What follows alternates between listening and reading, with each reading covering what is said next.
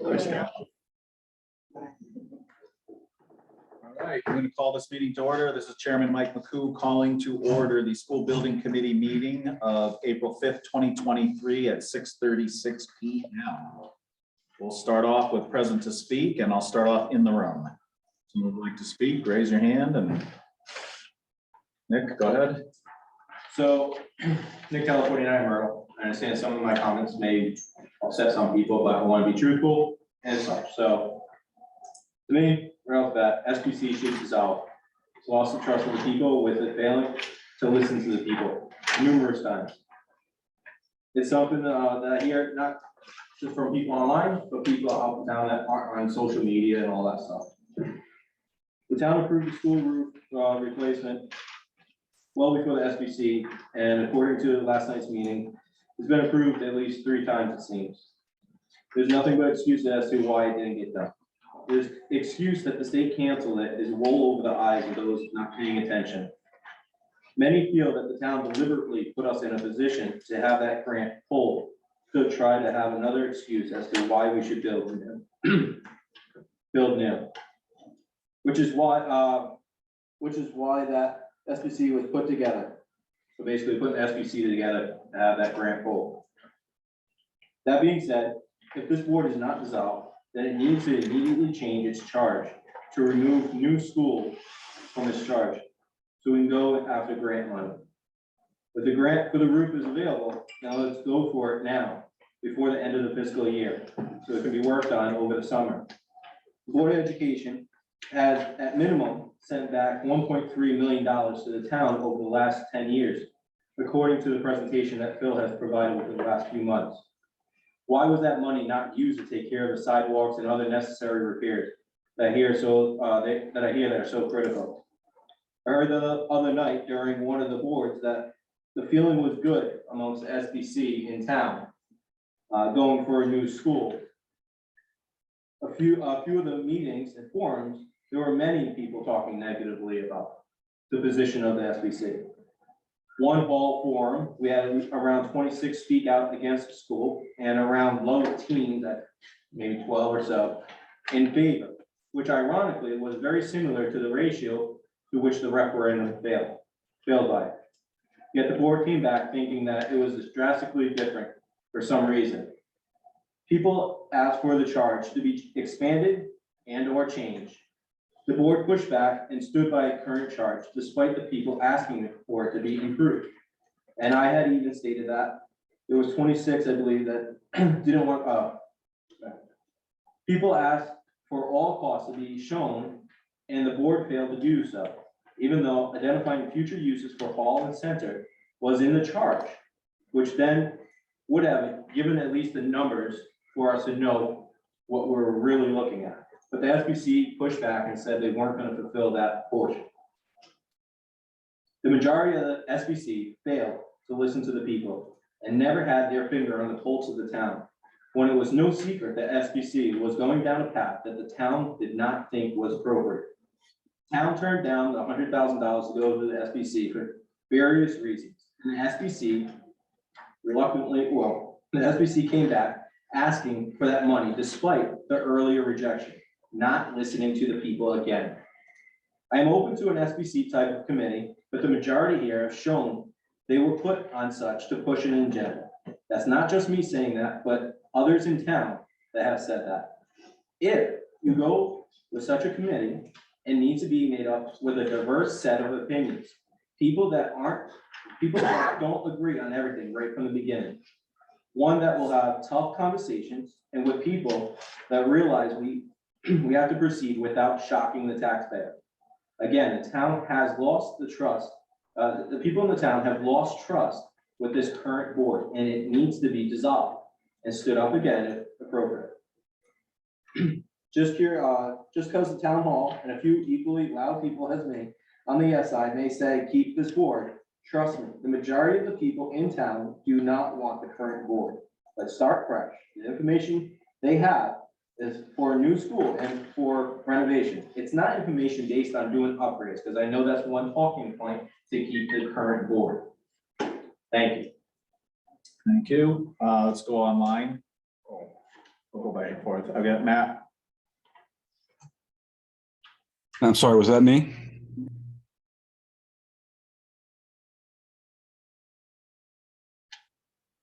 Matt Clark, go ahead. Okay, can you hear me? So, yeah, the plan proposed by the committee, as everybody knows, failed in referendum. You know, I'd asked the committee to remember that hundreds of Democrats and unaffiliated voters voted no. In fact, many Democrats donated time and money against the failed SBC plan. I'd ask that you please, change your approach and your direction. The committee did not communicate well with the town during this process. You didn't have a working email address for the first year or so. Your communications policy was designed to control information, not for the free exchange of ideas. It was all about how do we control the message going out. I remember sitting there during that meeting and going, why are they doing this? Anyway, I'd ask that you should change that as soon as possible. You had a public forums with no cost information included whatsoever. That's like trying to sell someone a car and then, refusing to tell them how much the cost was. It didn't make any sense to me. We waited until the last forum meeting to get cost information, and that was very confusing to the public. I would suggest that you have an open discussion on why you think that the result of the committee's work didn't pass, or why it failed, what went wrong, why, and please don't blame the people who voted against the plan. That's not constructive. Rather focus on what went wrong with your approach, the management, and the outreach. And next, you should listen, schedule meetings with the public, and don't present anything. Just listen, reach out to people and listen. Ask questions, ask nice questions that are designed to understand where people are coming from, instead of questions to like box them in. So people are brave if they want to participate in front of the entire town. Honor that and just listen. I noticed on your agenda tonight that it includes a survey item, a item on doing a survey. I think it's much better to reach out to our community in person. But if you do move forward with a survey project, I'll volunteer to develop and run a quality survey for the committee. I have 35 years experience doing surveys, so. I suggest that our town leaders approach this issue from the bottom up rather than the top down. Start by debating and compromising on what we think the town can afford and what we want to spend on school buildings. And then the job of this committee is to maximize the value and the utility of that spending.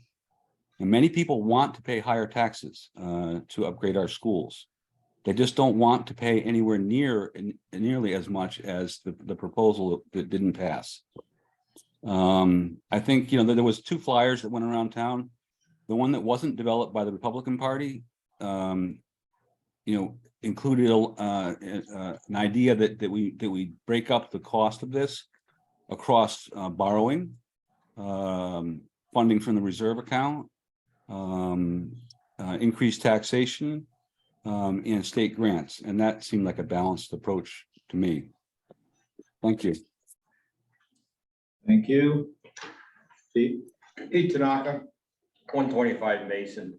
The reason I'm here is because I've been hearing a number of things that have concerned me. The first one is this committee's, like Matt just said, a referendum or survey to find out why people voted the way they did.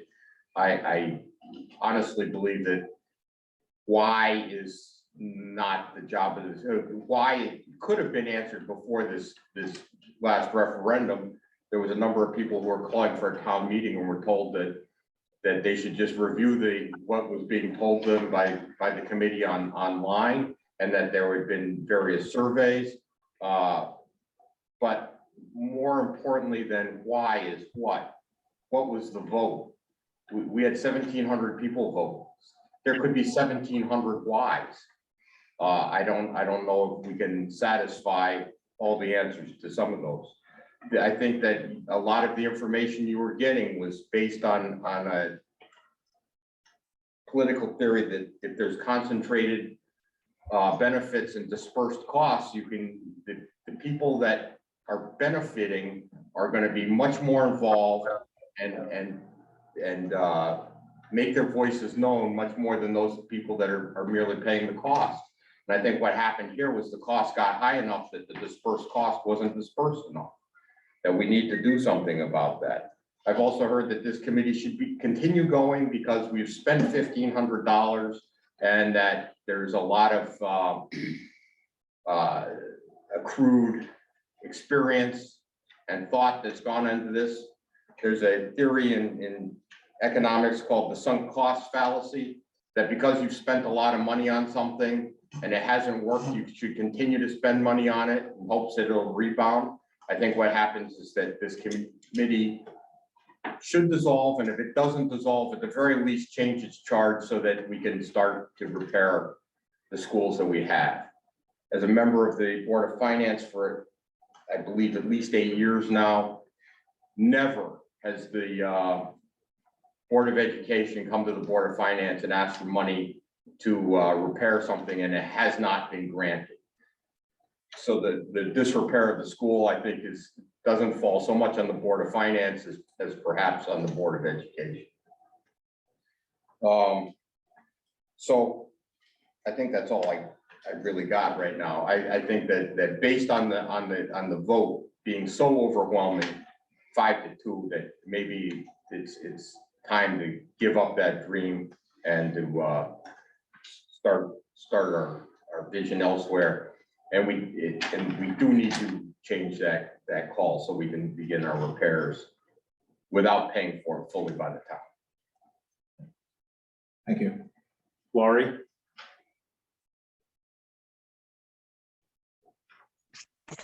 Hi, Lori Semplebon. First, I'd like to thank the school building committee for all of their hard work. And I think it's very short-sighted for people who want to disband this committee to not appreciate and understand the work and the expertise and all the knowledge that is there on that committee. And in spite of a very small vocal minority of conspiracy theorists and negativity in this town, I just don't understand that, and I think we need to work together. Obviously, the referendum failed. I don't know where people are getting these weird conspiracy theories that there's some nefarious thing going on with the city, but you people are the ones who have spent the time, who have the expertise. And I think going forward, if we're going to repair the schools, we need to continue this group, and we need to hire a facilities person that should maybe have been in the budget, but maybe we can find the money for that sooner rather than later, because we have schools that need to be repaired. And all this discussion about, people want this, we're going to go back and re-vote on it. There's nothing out there that is saying that. Let's keep the committee going so they don't spend another 2 years with going around in circles, and let's go forward with repairing the schools, get a facility person, and let's go forward. But again, I'd like to thank you for your work, and I would let you know there are many people in town that are not the small vocal minority who appreciate your work and want you to continue. Thank you very much. Thank you. Back in the room. Anyone in the room? John? John Blessington, 29 Mason Road. I do agree that this committee should be disbanded, and if necessary, another one put together. One where the people of the town would have a say in constituting the committee. As this one was basically just put together by a single person. We had so many strange happenings here. I'll go back to town meetings. We had a town meeting to appropriate $100,000 to do a land study. A couple of months later, we came back for another $100,000 And this time it was voted down. And if anyone was listening to the people talking during that meeting, they would have heard that there was an awful lot of concern from people who are saying, well, we'd rather look into the Hall School issue rather than just go ahead and build a new school. And that was totally ignored. But it got voted down, and then something I don't recall ever having seen, the same issue without one word changed was resubmitted to the people of the town to push it through again. And we can go on. The other thing I would go on with the travesty of the town meeting. When this is coming to referendum, we are called to town meeting to move this on to referendum. Well, how about a public hearing so the people can actually say what they think? We don't need a public hearing. You can speak at the town meeting. So we go to the town meeting. You get 2 minutes to speak, and you're limited as to what you can say. So nobody ever gets to tell the members of the committee what they think. And now the members of the committee are shocked that we told you how to vote and you didn't vote our way. And I think you're still completely out of contact with the real world. The selectmen's meeting the other night, your chairman made the optimistic announcement. Well, we must have done something right because we got 500 votes. That you're totally out of contact with reality when you say that. You all set? Thank you. Thank you. Back online? Anybody else online? I'll go with Lisa Eaton. Yeah, hi, can you hear me? Yes. Okay, yeah, Lisa Eaton, 38 Timber Lane. I'm speaking out tonight in strong support of the SBC to continue with its work and identifying the best solutions for our schools, and to acknowledge that for multiple reasons, but primarily cost savings related reasons, consolidation of our schools should remain a priority.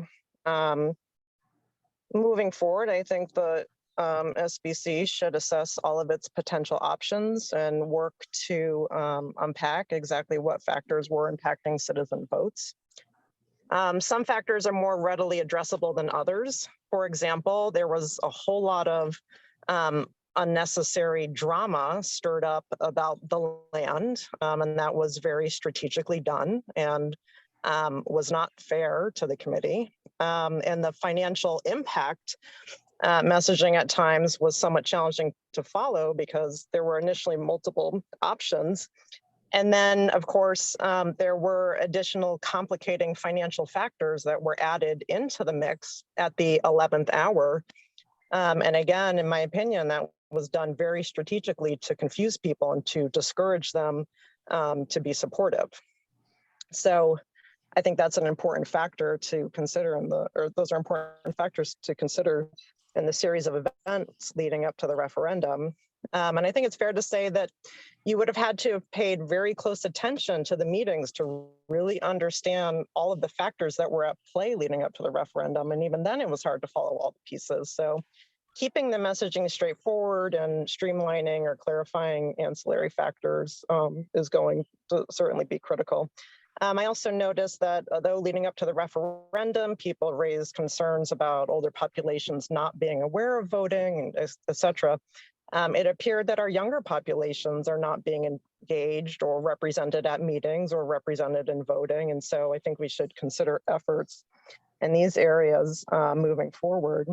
And also just to echo what others are saying, let us not undervalue the considerable expertise of the committee. I mean, I know that, I certainly can speak on behalf of myself and others who I regularly communicate with, like, you all are gems. I mean, it's really remarkable. I feel very grateful for many of you because you bring a level of expertise to the town that I just don't see how we would replicate in any other way other than hiring external committee, people who do this all day long. And for some of you, this is what you do all day long. So, to be critical of that and to not recognize the importance of your expertise is just extremely short-sighted. So I just want to say that I very wholeheartedly support you all. Thank you. Thank you, Lisa. Back in the room. Anybody else in the room who wants to speak now? Mr. McCook, will there be public discussion at the end of the meeting? There is present to speak at the end of the meeting, yes. Fine. Back online, Arthur Christensen. Good evening, Arthur Christensen, 14 Birch Meadow Lane. I've been keeping track of the school building process for many years now, and throughout the 2+ years of listening to SBC meetings, a pattern seemed to emerge. If someone, a member of the public or even on the committee, were to ask a question that was not in line with what the SBC was created for, they were met with the same answer. That's not our charge. I can't tell you how many times I've heard the phrase, that's not our charge. So it begs the question, what was the charge of the SBC? It's actually 11 points, but the first and most important point was defining a pre-K through 8 grade 8 school to meet Willington's educational needs in cooperation with the Board of Education. The remaining 10 points of the charge were largely dependent on this first charge being met. On February 1st, 2023, the SBC fulfilled its main charge by recommending the building of a new pre-K through 8 school on a new site without an auditorium. And on March 28th, 2023, the voters of this town overwhelmingly rejected this plan. And with this rejection, the charge of the SBC was complete. I appreciate everyone's hard work over these past 2+ years, but it's time for the SBC to wrap up its operations. Nowhere in the charge of the SBC is there any mention of addressing repairs. If the SBC wouldn't address anything that was not in their charge in the past 2 years, they shouldn't get to do it now.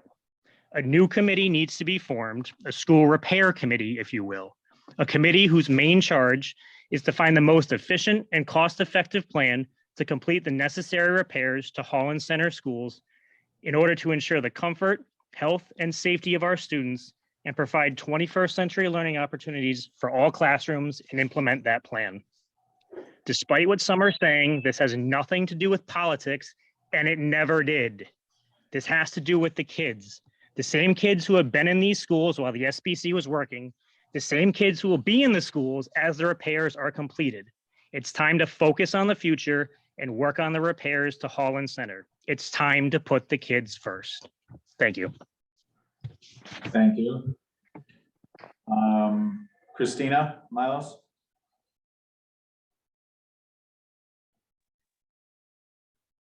Hi, can you hear me? Yes. Okay. First, I just want to thank the members of the SBC for your hard work over the past several years getting us to referendum last week. The charge of the committee was to bring forth a proposal to the town, and you did that. I am disappointed that one thing I do not see on this agenda is a discussion of the roof projects that have been approved by the town twice. Will we let another year go by before the roofs are addressed? Are we going to miss another June DAS deadline and miss another summer for construction? Are we going to lose out on federal or state grants again? Will we find out after it's too late that the continued existence of this committee will block future construction grants for Center and Hall as it did for the roof projects back in 2021? If it isn't the charge of this committee to oversee the roof projects, the school building committees that were assembled for the roof projects back in 2020 should reconvene as soon as possible. We could potentially re-secure the funding for the roofs as soon as maybe the next town meeting, which is in a couple of weeks, and the superintendent could dust off the grant submission from 2020 and resubmit it to DAS as they indicated in their June 2021 letter. And the last thing I just wanted to address is the idea that there's just a small vocal minority speaking out. That may be true, but it's also true that there's a large voting majority. Thank you. Thank you. Anybody else online? Samantha Sperry.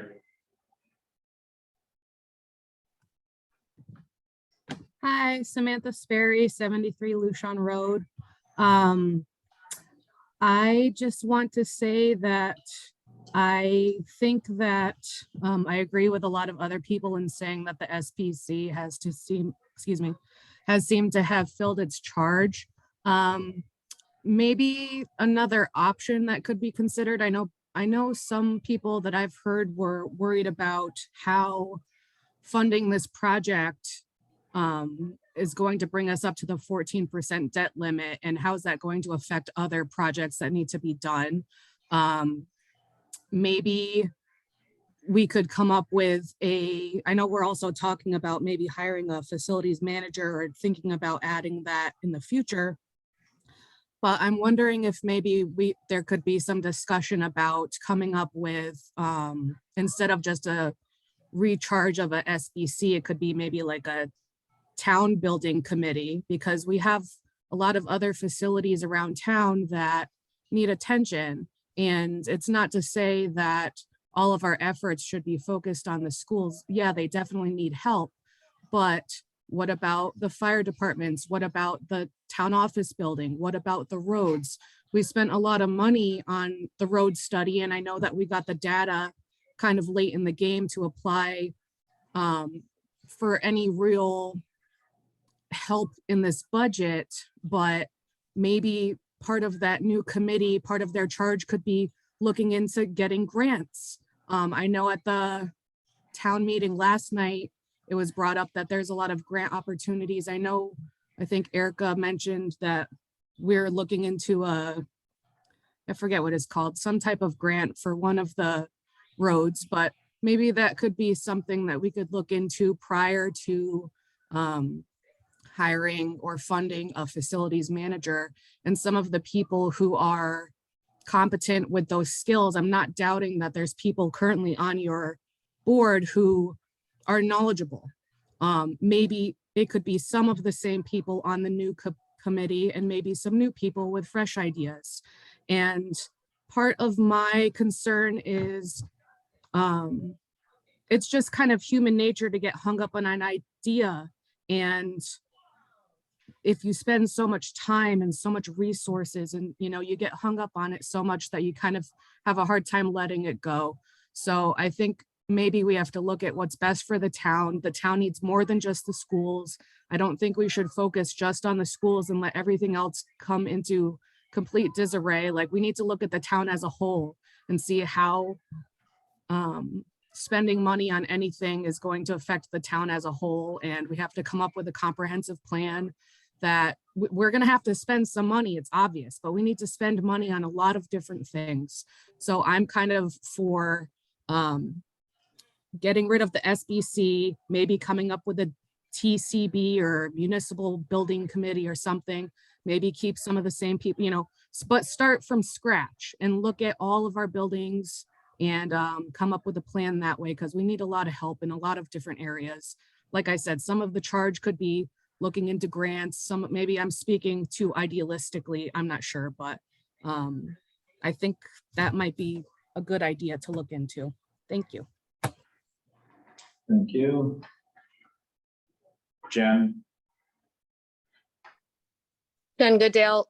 I just wanted to thank the SBC for their work over the last 2 years, doing exactly what the town asked you to do, which was to find the best plan for the town and for the students. You did what you were asked to do, and the town indicated their wishes. There's way more steps now than just disbanding the school building committee. We have been talking in multiple meetings about what the next steps are. If as was suggested earlier, we put the roof on, we pay however much it's going to cost, even if we get a grant, we pay to get the roof put on the building. It's an endless cycle of repairs. There needs to be a body who's looking out for the long-term plans for our schools. They're both in disrepair, and even with the repairs that just make it okay, it doesn't necessarily mean that they're going to meet code. Phil has spoken many times about Center School and the ADA compliance. This stuff needs to be addressed. And for people to sit in that room, I wish I was there, but for people to to sit in that room and say, the townspeople have spoken. Some of the townspeople have spoken, and having attended many, many meetings, not just SBC, but all kinds of other meetings, everyone is trying to work together to have a plan going forward for Willington. And all folks want to do right now that I've heard tonight is throw the baby out with the bathwater. Oh, townspeople spoke, disband the school board building committee. That makes no sense at all. I hope you guys have a productive meeting tonight, and I look eagerly forward to hearing your discussion. Thank you. Something, Nick Teleporting, real quick, going forward, whatever we do, I think a huge asset in the schools that we need to utilize is the janitors. They probably have the best knowledge in those buildings than anyone. Just want to put that out there because they should be utilized. Thank you. Anybody else in the room? Anybody else online? Samantha Sperry, are you coming back in again, or is that? Yeah, if I can, I forgot to say something. Sorry, if I'm allowed to speak twice right now. Go ahead. Yeah, so Nick reminded me of that too. I think the grant that we were looking into for the road grant was a steep grant or something, maybe for Village Hill. But anyways, yeah, I'm not sure with that if we do get a new committee, if maybe we could try to use some of the assets that we're already paying for, like talking to the custodians, maybe asking help from our building official. I don't know if that's possible, but we are paying these people to look at stuff. So I don't know if that's feasible. I don't know. I just wanted to kind of mention that that might be a good idea to talk to the people who are out in the field. I know, and I'm not saying this as a sumptuous statement, but I know as myself, as someone who's in the trenches a lot, sometimes people forget to ask us what's going down in the real world. And I think that those can be valuable assets. Of course, the more people you ask, the more opinions you're going to get, as you guys know.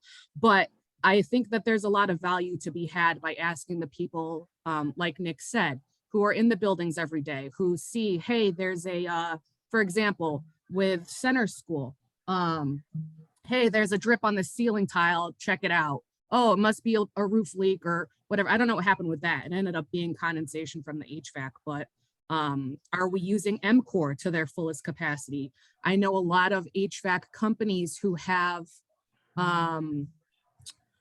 contracts, service contracts, can help. They want your business. They want our business. They want to come up with a plan.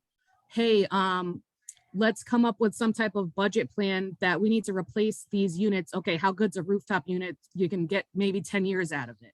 I know some schools don't have rooftop units, or, hey, we got boilers. I think I saw boilers on the CIP. Hey, we got unit ventilators. Hey, we got whatever. So are we using who we already have to their fullest capacity? Are we communicating with the guys who are in the trenches, so to say? I just kind of wanted to add on to my original statement. So thank you. Thank you.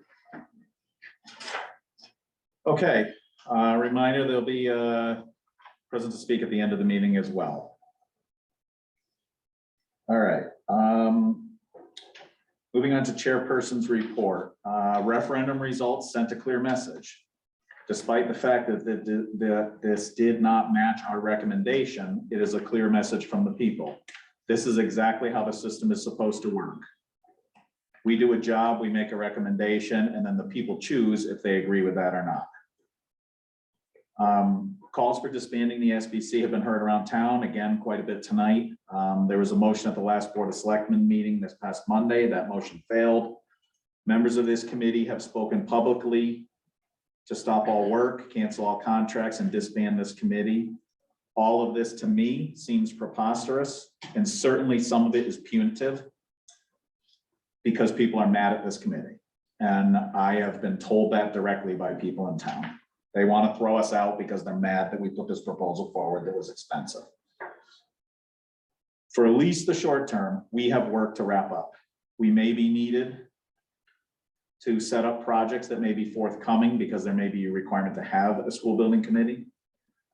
And we have not yet had the opportunity to do analysis of the vote on March 28th, which might direct us in future committee work. There were a couple things that I think we can hopefully address for everybody's good. There was a comment before that people said that we were told we should be looking into HMS, the renovations there, and we did not do that. That is absolutely not true. As a matter of fact, we asked for extra money to do studies and presented those studies publicly. No one on this committee that I know of is blaming the voters for having spoken. As a matter of fact, I very much respect what the voters told us.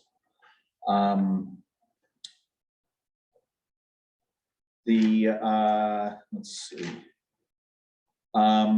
The roof projects, we cannot jump into the roof projects from this committee without some sort of direction. They're not directly in our charge, and we would need direction from either the superintendent or the Board of Ed to jump into it. But depending on what is done in the future, I think that definitely has some possibilities. It was just mentioned that we should consider consulting with a lot of different people, including the building official. I think that's great. And that goes right into what else I had here about the committee. The committee makeup includes a lot of these resources. Speaking of committee members, if committee members of this committee feel that we're going in a direction that they can't support or they can't contribute to, I hope that people on this committee will reconsider and work towards the goal of the charge or assist us and the town in altering the path based on the instructions we got from the public, and continue to work with the committee and work towards those goals. And it can easily come in conflict with your personal feelings. For me, I will be honest, I did not prefer the new school option, personally. I preferred the hall school option, partly because I felt there was a legacy to this town that I wanted to participate in hanging on to. But it is not my job to execute my personal feelings on this committee. It is my job to study and learn and take that information and try to make a good choice and a good recommendation to the townspeople. Clearly, the townspeople didn't agree with that, and I completely respect that. But it was not my job to protect Hall School if I did not see facts in front of me that supported that. I also did not prefer the piece of land that we picked for one simple reason, because I thought it was complicated because of the ownership, which if you read the article in the paper, I said it to the reporter in the paper. But the reason I supported that piece of property was because after studying it and being objective about it, I felt that was the best choice, the best piece of property for the townspeople. So there are two major decisions I made motions on that I did not personally want for me, but I felt were the best choices for the town. And I think that's how we have to continue our work. Even if our work is only one more month and we close up shop, that's fine. We need to make decisions based on what we think is right for the town. And if the town tells us we're wrong, then we change course or we do something different. I hope everybody else on the committee can continue to think about it that way. If people can't do that, then I think we should thank them for their service and accept a resignation in all respect and politeness and move on to people who want to do that work. And that goes right into the public feedback. I want to assure the public, none of us wants to sit here and get yelled at. None of us wants to sit here and get devalued. None of us wants to sit here and be told that we stacked the deck on something. In a sense, this committee was stacked. It was stacked with people who wanted to be part of something, who wanted to do something, who wanted to sit here for 2 years, not getting paid, to try to figure out how to do something. So yes, it was stacked, but there was nothing untoward about that. This committee or a new committee, I'm assuming the public would want to be made up of people like architects and engineers, building inspectors, fire marshals, construction project managers, town planners, all sorts of things like that that would be valuable to a committee. Guess what? They're all on this committee. If we disband this committee tomorrow, many of us will probably raise our hands to be on the new committee. Or some of us may say, well, that was enough. And we'll probably still raise our hands again anyway, won't we, Ralph? Right? Unfortunately, that's true. I don't think it is unfortunate. Well, I think it's fortunate because that's what being dedicated to this town. Yeah. The other thing I didn't mention, I meant to mention my list, is a lot of us are Willington natives. The point of all this is the people on this committee care about the town. They care about the job we're doing. We're not invested in just a new school. We're invested to try to do the right thing for the students. It does make it harder with all the name calling and the personal attacks and the accusations. And those people are not really helping us. If people have complaints, they should file them. But if it's just about name calling and politics and hurt feelings, then really it just discourages people from participating. And it actually doesn't help Willington. And even though some people say I'm trying to help Willington, it doesn't help Willington. It's like spreading a cancer and it hurts the town. So I hope people understand through all of this that the only way things get better for Willington, the only way we do something right for Willington is you have people on the committee who care about doing what's right for Willington, not their own personal good. And you have people in public who provide information to us and we listen. And everyone stops trying to make this a punishment or politics or whatever. And I guess that's the end of what I have to say, because I really would like to see us get out of all this and get to moving forward and accomplishing things. Moving on to approval of minutes. We will have to table this for tonight because we don't have the minutes out they didn't get out to the town clerk in time. Is that correct? We don't have the 3:15 yet. We have the 3:1. We have right. But That need approval. Hang on. Sorry. we don't have the 3:15 at all. Right. So those Have the can't be 3-1 approved. minutes been out to the town clerk in Yes, time? they were filed today. So when I sent them to you, they had already been filed. Okay, They are, yeah, so they are okay to approve. correct. Okay. All right, I have not reviewed them. Yeah, has anyone had a chance to review the 3-1 minutes yet? Okay, should we just table them to the next meeting so we have a chance to look at them? All right, I'll so, leave it up to the rest of the committee. all right, so let's move minutes to the next meeting just so we can make sure. And we're gonna track down the 3:15 minutes, right? Yeah. Okay, I was expecting this afternoon. okay, all right. You should get the same emails from there. Right. Okay, communications. I did not have time to PDF all the emails since last time I sent everyone the PDF of the emails. There has been a lot less traffic in this last period of time since I last sent you them, so I'll get them PDF. I think there are maybe 10 or 12, something like that. Old business, property appraisals. I had some email trouble today, so I didn't get them emailed out to you guys. We skipped over. Subcommittee. Oh, sorry, my apologies. Subcommittee reports. That's why I'm here. Okay. Thank you. Is that why you sat so close to me today so that you can make sure I follow these? No, it was the most comfortable chair, sorry. Okay. The land subcommittee has no report. Communications, is there anything? No, then let's go to finance. Hello. Finance met on Friday, and I want to thank our chair and our first selectman for helping us get into the building and participating. Thank you also, Mike, for resending the expenditures report.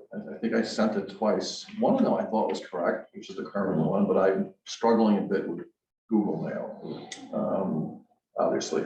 Yeah, I think you kept accidentally picking up the link from the 215 one and sending that out. Why I was doing that. I apologize to all. That's it. Everyone, this afternoon, everyone got the 3:30 Everyone has the report if correct, you haven't seen it. Did everyone also get our minutes from the Friday meetings? I attempted to send out as well.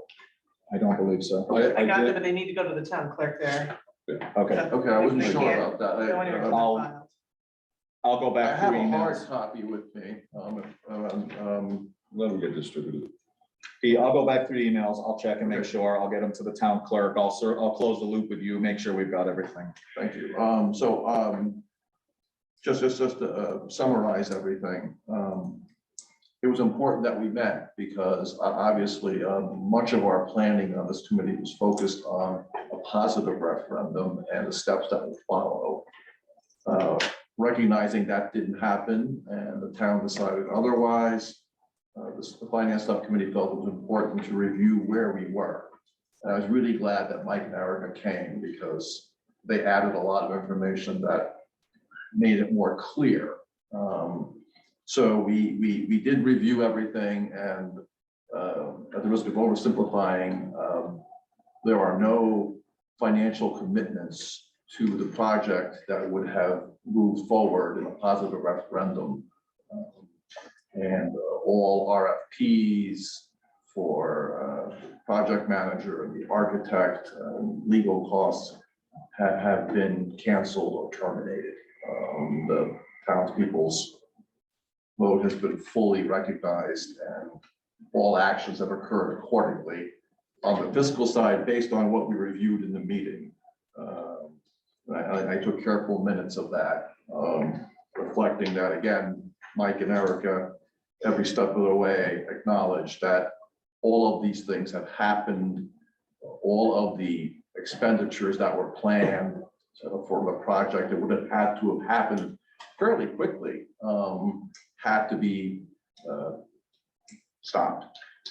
So where are we with our expenditures report? If you're looking at it, you'll see that of the $200,000 that we received for this project as a committee, and that was essentially for our consultant Colliers, also other experts that assisted the committee, like the enrollment study, and then professional services for things like appraisals, concept plans, the myriad of professional services.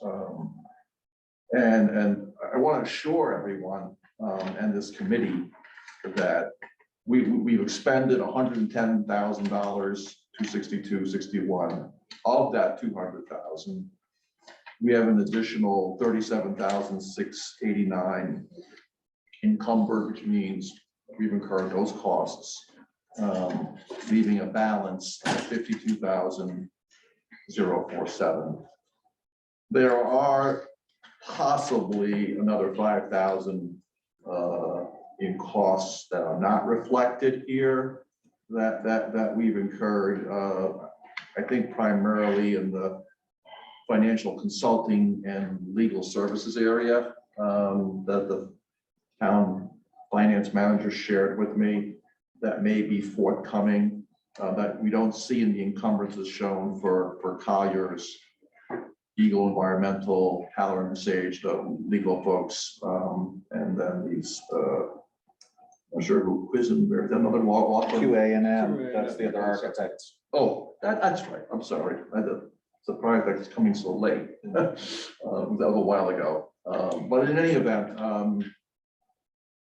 the conclusion the subcommittee made, and again, it was great having Mike and Erica there, our two selectmen and members of this committee, is that we'll be returning these funds to the town, as we always said we would do. So I'm happy to report that, and we'll answer any questions. Just one clarification. If the finance subcommittee is recommending to the SBC that we return those funds to the town, that's fine. For clarity, there are still probably some incoming invoices. So there are still invoices left to be accounted for. So depending on what the direction of this committee is, if there is any further direction, we'll have to see if that uses up any more of that, the unencumbered balance or doesn't, but it would all be discussed, in the open. So it isn't, we can't say a dollar amount that's getting returned to the taxpayers right now. No, I give a rough tally that's going to change based on some final invoices that we've incurred and will be paid. We did discuss future expenses at the subcommittee meeting, and we didn't identify any. But you're correct, Mike, that depends on the future course of this committee. I just ask for two other clarifications, because I think we need to explain the difference between encumbered funds and expended funds. And like, just because it's encumbered, we're contracted for that dollar amount. That doesn't mean we're gonna spend it all either. So even if there's an outstanding balance there, that doesn't mean it's gonna be fully invoiced, which I think is an important clarification. So it also means that there are funds that are contracted that potentially are still contracted, even if there is, I don't know how to say what I'm saying. We haven't got the bill yet. Well, no, Right. what I'm saying is there is still unexpended funds if potentially, like, for example, for the OPM services, if there's consultation needed as to how best to proceed with a roof grant fund or something like that. There's already contracted dollars without expending any additional funds that weren't already committed by the SBC, or that even dip into the unencumbered balance that could be utilized for that use. Separate from any of the new funds to CIP, separate from the 200,000. So there's just, yeah, that's it. Well, to be clear, and I'm glad you brought that up, James. Jim, for example, Collier's our primary consultant. They'll probably not fully expend that line item based on the feedback I got from, again, Mike and Erica were closer to it than certainly I was. Bill. And committee members now have an email, which I wasn't able to send until I got here and got on the Wi-Fi. You have an email now with a letter from Colliers that indicates what the remaining balance is. They sent us the statement for the work they've done up till now. And they said what is left on, that's on their contract, but has not been billed against yet. So there's an amount that would potentially not get billed unless we use them for more services. Good, and I want to comment on the CIP because Jim brought it up. That we clarified too in our subcommittee meeting, and I know it was tedious, and I appreciated you guys working with us on it. But there are no funds now committed to a new school project or the SBC in CIP because the referendum failed. So I think that's clear at this point. Nor are there funds committed to a roof project from our $200,000 that was granted to this committee by the town. We should not say that. Could that happen? I suppose, but at this point, that is not the case. Let's also, to be clear, they just pulled the funding from the CIP for the bonding of the new school only, but put in there is a new item in the budget for the $1 million for future school projects. Whatever. So there's a distinction, yeah. So I think we should just be clear and understand what was pulled and what is in there accurately. That's just If I Erica's can been comment a waiting. couple of things. So from CIP, I made the motion myself. So the motion was to remove anything that referred to bonds or notes.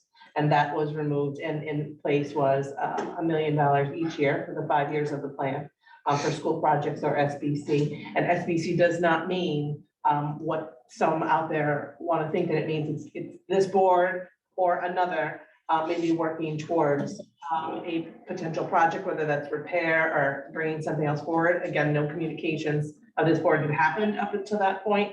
So it was important that there was funds earmarked for schools, and the discussion that comes out of whatever we determine, but that any of those funds would then have to be justified out of either the Board of Education or a school building committee, go before the townspeople to be properly appropriated.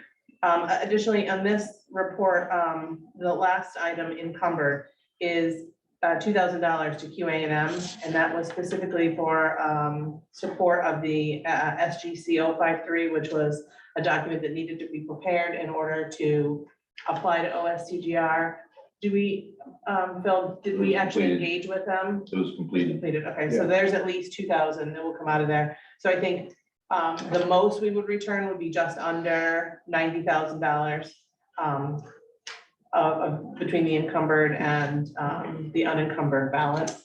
So. But we did get invoices in today, Yeah, so. so I had asked Donna, which I think, I know she sent late this afternoon, I asked the business manager for an up-to-date report because bills come out on the same days as the Board of Selectmen meeting, so wanting to see if there was any change from last week's report to this, there was not.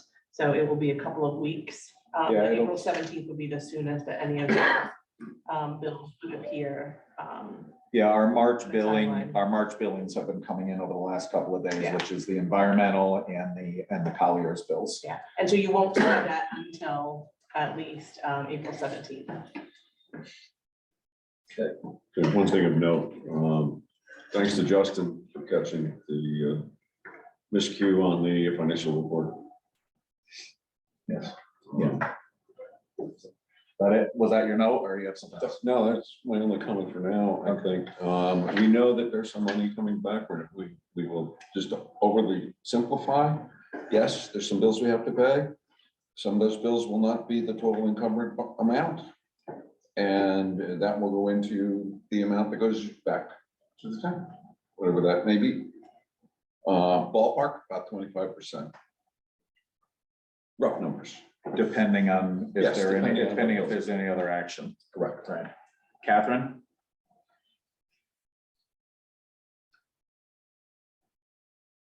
I'm sorry, Mike. I had my hand up earlier and I forgot to lower it. Sorry.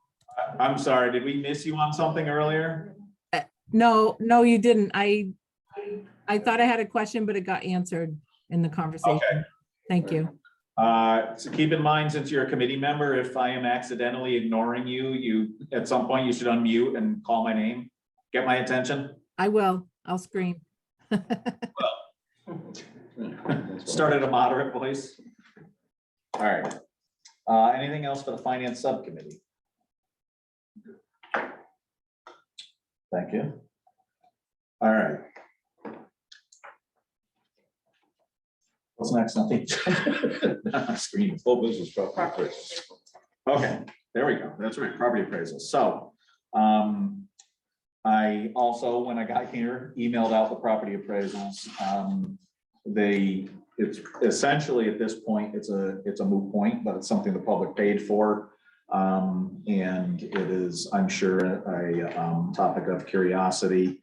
The firm that did the original appraisal back last August, that I believe came in at 270, came in again at 270 this time.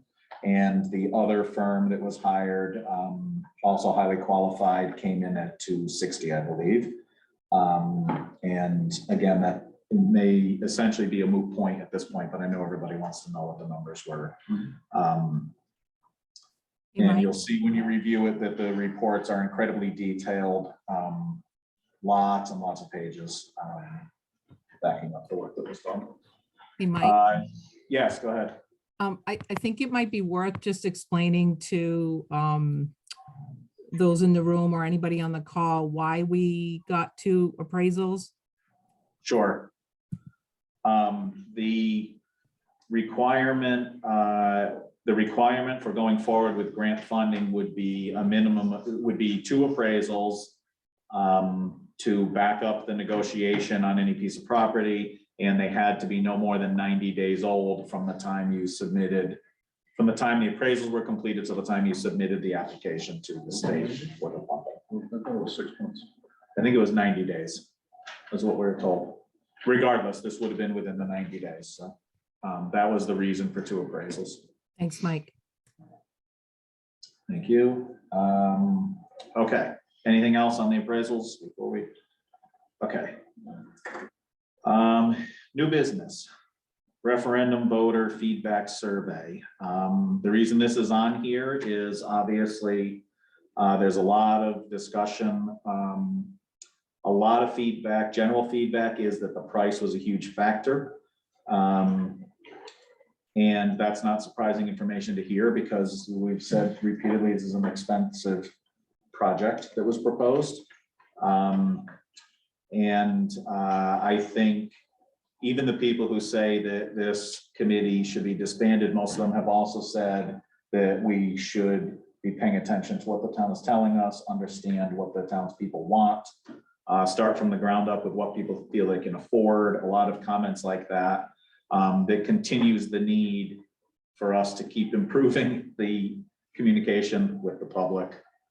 Even if the communication in the end from the public is, we're done, we're not considering anything more, it's time for everyone to go home. But in my mind, it is a question that has to be answered. While we have this much activity, this much public interest, we need to seek that feedback from the public. And the idea that came up when Phil and I both talked about putting this on the agenda was that it's public information who voted, obviously not how they voted, but it's public information who voted. And we could send a survey to each person that they would return anonymously and ask them if they're willing to say how they voted, again anonymously, and why.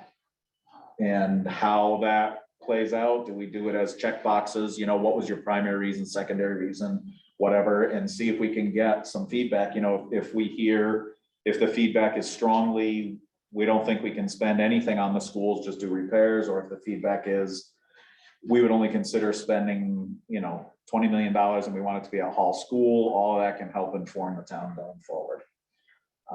So that's the, that was sort of the principle of the conversation. Okay, and how do you propose doing the survey? A directed survey towards those who voted? Well, that was one of the things, to possibly send a postcard in an envelope to everybody who voted and say, indicate, you know, the envelope would have their address on it, obviously, from the voter registration list. Understood. But the postcard inside would not have their name on it. So once they filled it out, it would just be addressed to come back to the town. So it would come back anonymously with information on why people voted the way they did. I don't know. I don't know. I think a lot of the reasons for the rejection, at least to me, are relatively clear. There's a number of factors. Obviously, cost was the key factor. The secondary thing related to cost was that initial communications to the public was a tunnel vision on only the cost of the school initially. And not how it fit into the entire town budget. And then it was a little bit lacking with respect to how it fit into the CIP in future years. And I think that was essential information, because we know we can't look at finances in a vacuum just for the school. We have to look at the total picture for the townspeople, because they've got to pay for it, not just the school, the firehouse, the roads, whatever. And that was not done. I made an effort to do that, but you know, I kind of got. So every point you're making is good. The problem is we should not hear it from you. We should not hear it from me.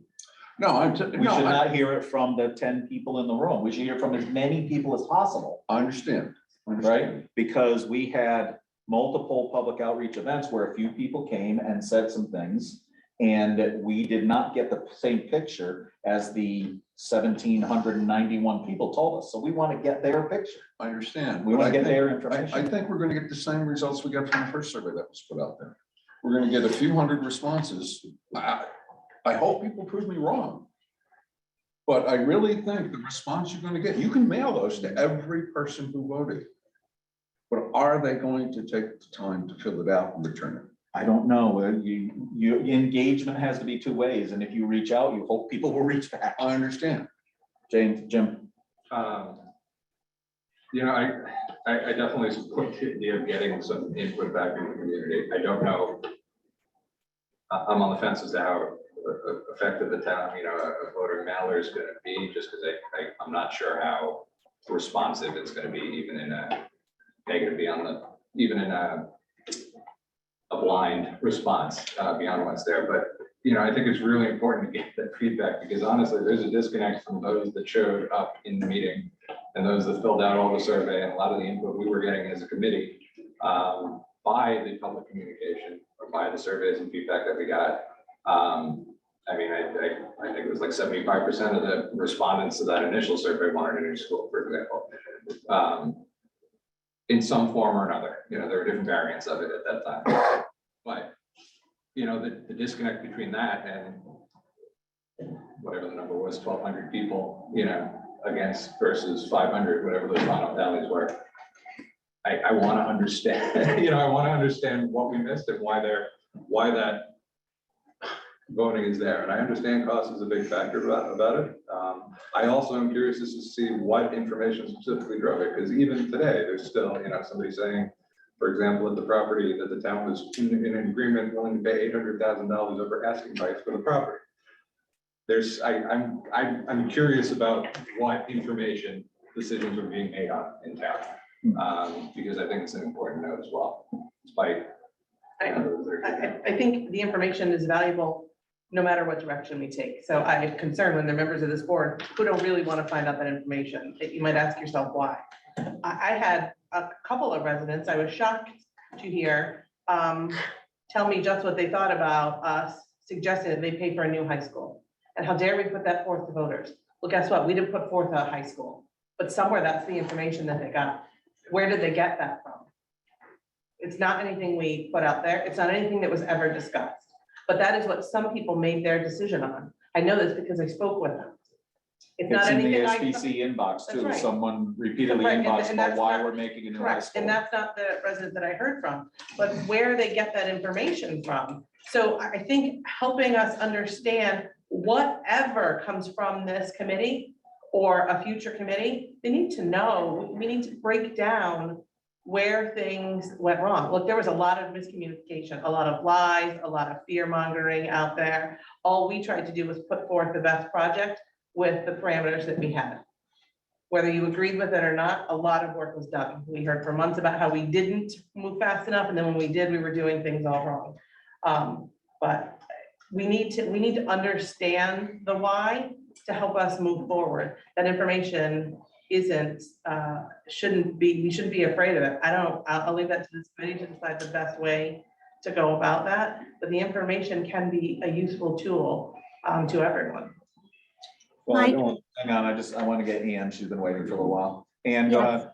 Thank you, Mike. I think based on what we've heard tonight and everything in general, it's really important that we communicate in every single way possible to our residents. So I think this is one way, hopefully one way of many that we can communicate with residents.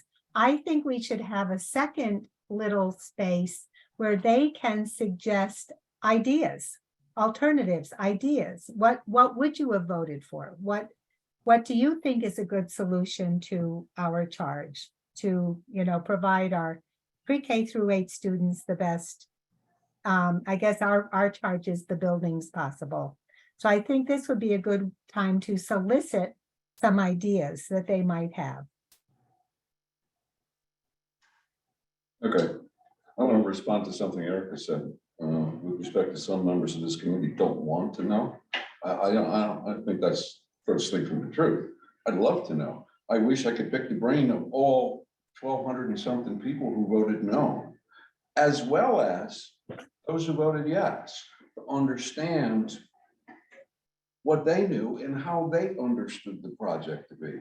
I think it would be great to have all 1,791 people give us feedback.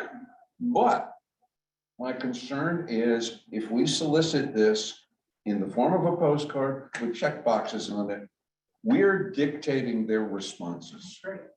I don't like that. Well, so that's why, Ann just said it. Let's put an area for lines for people to tell what they would. But again, I'll go back to the original survey. We did not get a good cross-section of the people respond to that survey. So what are we supposed to do? I don't know, Mike. Right? We've tried a lot of different communication methods. This is a new method. Understood. Let's, we have an opportunity to say, we know you voted, help us understand. Right? You cared enough to vote, help us understand. Yeah. That's my feeling. Were you gonna say something? Yes, it was. Yeah, please. Okay. I've given this a lot of thought since the referendum results. Personally, I'm disappointed that we put so much energy to something, but collectively as a committee did not come up with a solution that worked, regardless of how, as you pointed out, Mike, he felt individually. The amount of energy expended did not equal the outcome. And because of that situation that we're in, I'm concerned right now that we're sitting here contemplating why the voters voted the way they did. There was something fundamentally disrespectful to me about that. And on one hand, I agree with those who have stated we've completed our charge and this committee should be dissolved. On the other hand, I also agree with the sentiments expressed here that we need to understand what happened and there's some collective wisdom here that could be useful for the future, particularly with the roof issue. That was a consistent issue throughout our time as a committee. It was something that was approved by the town, and we all understood once we entered the zone of being a new school building committee, the state was not going to fund both projects, and that was put on hold. Now the voters have spoken, and if I'm understanding it correctly, and as Christina Milo spoke tonight, that project can now return to CIP because we are not constructing a new school. Are we talking about the survey? Right. Project for a new school. So it's important that. No, go ahead. They're asking to make sure that we're talking about the survey. So I'm giving you some latitude. Keep going. Okay. That could be a survey question. I think we need to get out of the way essentially so that can go forward. Therefore, I think we can do two things at the same time. We can deliberate as a group on what went wrong. We can understand that better. We can set a sunset date for our tenure as a committee or time as a committee and allow the new process in CIP that seems to be evolving go forward. So I would like to make a motion to dissolve this committee. We're not talking about dissolving the committee right now. The motion's out of order. We're talking about a survey. I understand that, but I would like to do that. I'm not going to hear a motion about dissolving the committee. First of all, we don't have the authority to dissolve the committee anyway. We didn't appoint ourselves. You didn't hear my motion because it's not a motion to dissolve the committee. It's a recommendation by this committee for the Board of Selectmen to do that pending the completion of our tasks.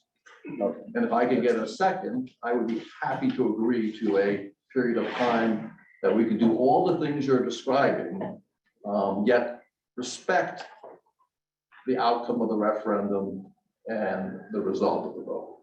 I think we can do two things at the same time. Okay, so you've made a motion. Let me see if there's a second. Is there a second from the committee for the motion? All right, for purposes of discussion, I'll second it. And we can kick that idea around. I think we're a little bit off topic here at this point, but that's okay. I think that. Can I speak to my motion? Well, He's for discussion. Okay. Go ahead, Ron. I understand where Peter's coming from, and I have mixed feelings about the continuation of this committee under its current charge. Okay, so are we talking about the survey?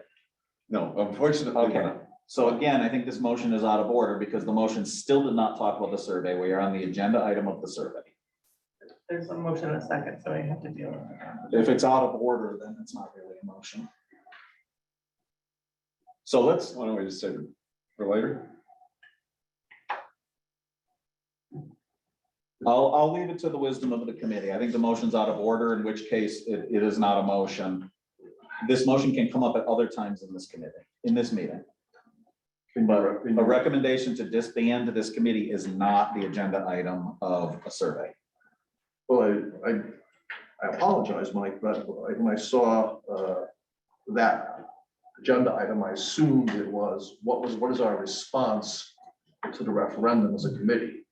A survey would be one aspect of that, but there are other. And that is the thing we're talking about right now. I don't know how to simplify this more. We're talking about a vote. If you don't agree with the survey, then let's talk about that. Guess you're ruling me out of order. Yes, I believe this motion is out of order. I'll withdraw the second. Thank you. I would encourage you to bring it up again, just Don't forget. right. Okay, let's move on. Let's get to surveys. Okay. Discussion about the survey. I mentioned it in an email too, I think, Mike, but there might be a good effort to, aside from a survey, just for voter feedback component of it. I know we're meeting with people here in town, and yes, these meetings are the ability for people to speak up, but there's a difficulty in getting an engagement back and forth. It might be worth the risk of this just being, again, a free-for-all bed mashing session, which it could potentially become. I think it would be beneficial potentially to have a visioning session, even jointly with the Board of Ed. To have a back and forth and a community discussion as to what could be what they want to see in the school, in school renovations, what they want the next step forward to be, what they'd like to see in school projects, what the priorities should be. But a conversation rather than, this kind of, you speak, I wait till the end of speaking, so that, the visioning that there was. I think we can continue to address that in item C, also new business of how to improve communication at the meetings. I think it's a very important conversation to. Yeah, but I think there's an opportunity for really trying to get some community input, in person and discussion. So where are we on the survey conversation? Yeah, Yeah, let's get on screen too. Okay. Ann, go ahead. I agree with Jim that we really need to communicate in as many ways as possible. And face-to-face talking would be excellent too, but I think the survey is a great way to start. So I make a motion that we send a survey to the residents who voted in the referendum, requesting their feedback, whatever feedback they choose to give us, and then their suggestions for ways that we can move forward or different ideas. I'm really open to creative ideas. So there may be things we're missing that we might be able to get from our residents. Catherine?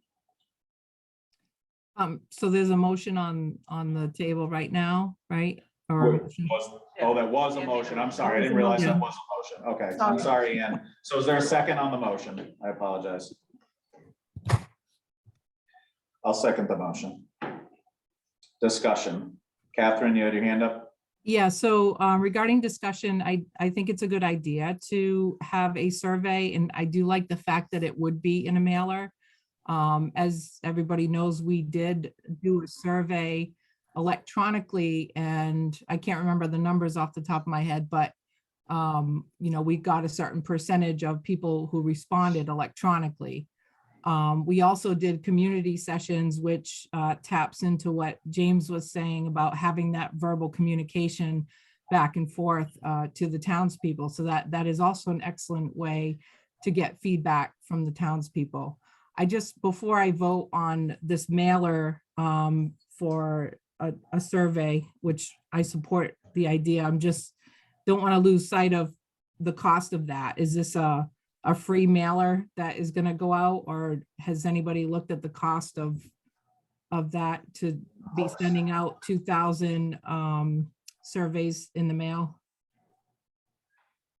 Just to answer that question, Catherine, I think that's a great question for this committee. and we should know it before we engage it, because it's taxpayer money. So I would, if the motion prevails, then I would bring back to the next meeting a proposal and get Thank the you. approval from the committee for that expense. Thank you. We make a friendly amendment to modify Ken's motion to pursue the creation of a survey for research, and provide the detail. Meaning we can draft the motions and discuss it and then vote at a subsequent meeting. I don't know the proper.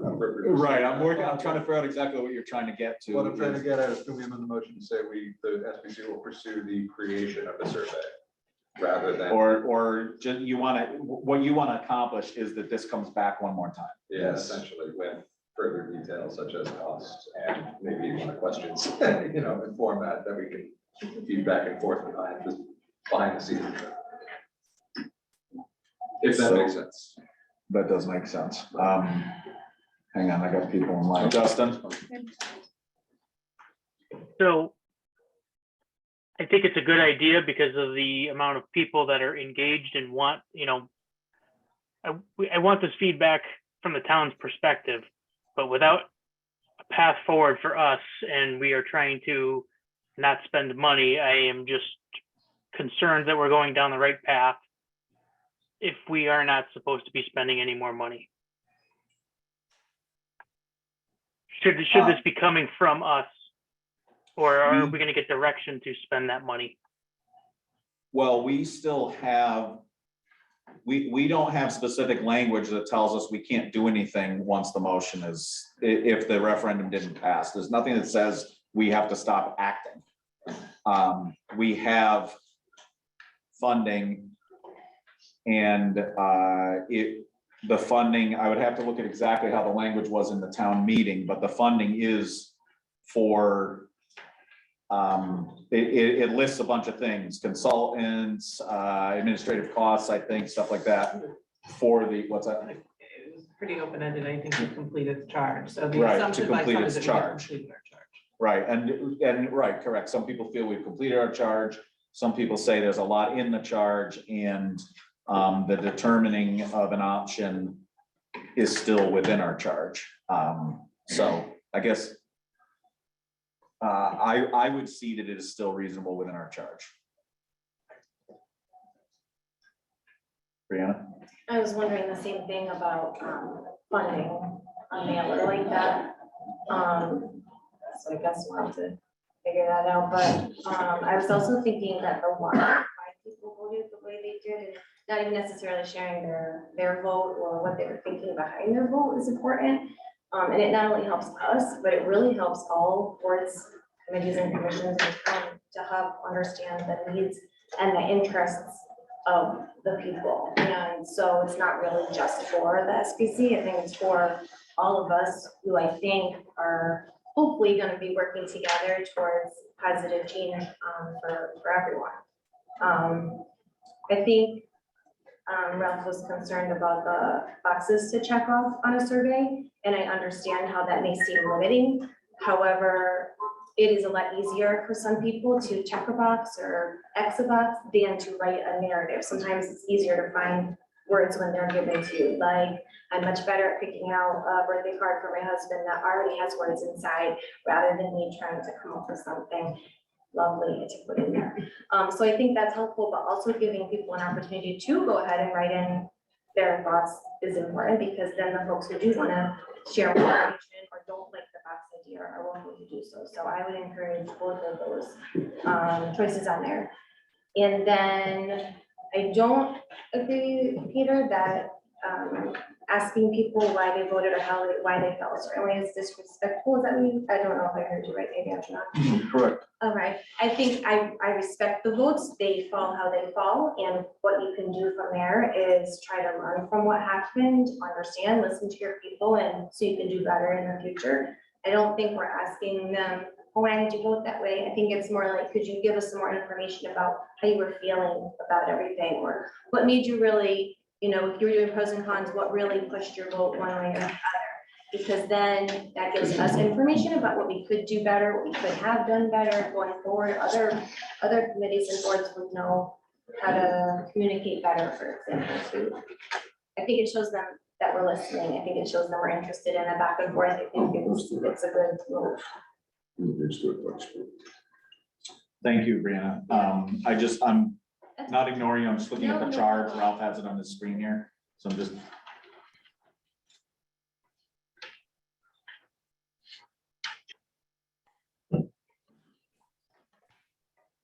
Okay, great. I'll keep going. So, also, besides the survey, there has to be other ways to take care of folks. Catherine? Yeah, I think one of the things we need to think about too, and I hope I wasn't misinterpreted when I brought up the cost, because I think the value of getting the information about what people would vote for. Someone mentioned that earlier, regardless of whether they voted yes or no, what would they like to see? Because maybe they voted no because they prefer a different project move forward. You know, not necessarily against a school project, but maybe because they want to save their vote for something else, or for something more comprehensive, as I've heard tonight. So I think it's important for us to understand, how are we going to use this survey? You know, once we get this information, what are we going to do with it? And so that will sort of give us a path forward of what are our next steps. So once we get this feedback, what are we going to do with it? How are we going to move forward? Does that essentially get to the point where Peter was mentioning about a sunset date where this committee gets terminated, or closes and then another one comes up, you know, as a result of the feedback that we get? I don't know. But I think it's important to at least get that feedback. And so one other thing, maybe sort of the easy button would be to get another electronic survey out there and try to get that feedback, in addition to what somebody else was mentioning with the community outreach. Peter? I want to agree and disagree. I respectfully disagree with Brianna. There's something fundamentally wrong for me to be sending a survey to people asking why they voted the way they did. They voted. And I don't think it's right to act like we're finding a way to somehow circumvent that or invalidate that vote, whatever, with a survey that's going to allow us to continue a project that we felt was more important than how the townspeople voted. Well, it seems like a lot of assumption, though.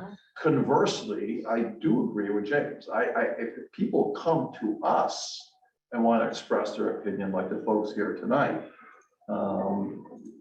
that I'm much more comfortable with. That's a qualitative difference for me. I suspect most people that opposed the project we put forward, if assumed this committee would have completed its charge by virtue of the vote. And if they thought we were deliberating tonight to continue anyway, this room would probably have a lot more people in it. So I prefer the open forum Jim is talking about. I dislike the idea of manipulating the situation by surveying and getting feedback on what almost sounds like the answers we want to obtain. You know, I think that's a very odd characterization. No one I hear is saying they want to manipulate or try to modulate or anything here. We're trying to learn from the public what they want. I think we did. No, the only thing we learned was they didn't want that project. You know what? That's all we learned. We keep being told, listen to the public. Yeah, listen, somewhere near 300 people participated in many public sessions and our meetings. 1,700 people came out and voted. Trying to reach them and understand what they want as a community should not, I don't know why it's a bad thing to hear from them. They didn't come to the public sessions. There weren't 1,700 views on all of our meetings. They weren't all watching our meetings. How, we're trying to engage them. What are we afraid of finding out? I'm not asking them why they voted, but give us some feedback. It's an opportunity for us to reach out to people. I don't know why we wouldn't want to hear from folks. Right, it's anonymous and it's optional. Right. Okay, Good. I gotta, and now I have mixed feelings because Peter's got a point too. To do selective mailings is too big brotherish to those who vote. I'm sorry. I don't like that. If you want to send out a survey to every resident of Willington, whether they voted or not, for feedback, fine, I'm good with that. But to identify those who voted by them being the only ones who get a mailer from us is not, is more along the lines of what Peter's resisting. It's a big brotherish kind of thing. But it's public. We already know who voted. I understand that, but that's not the public perception of that. I'm sorry.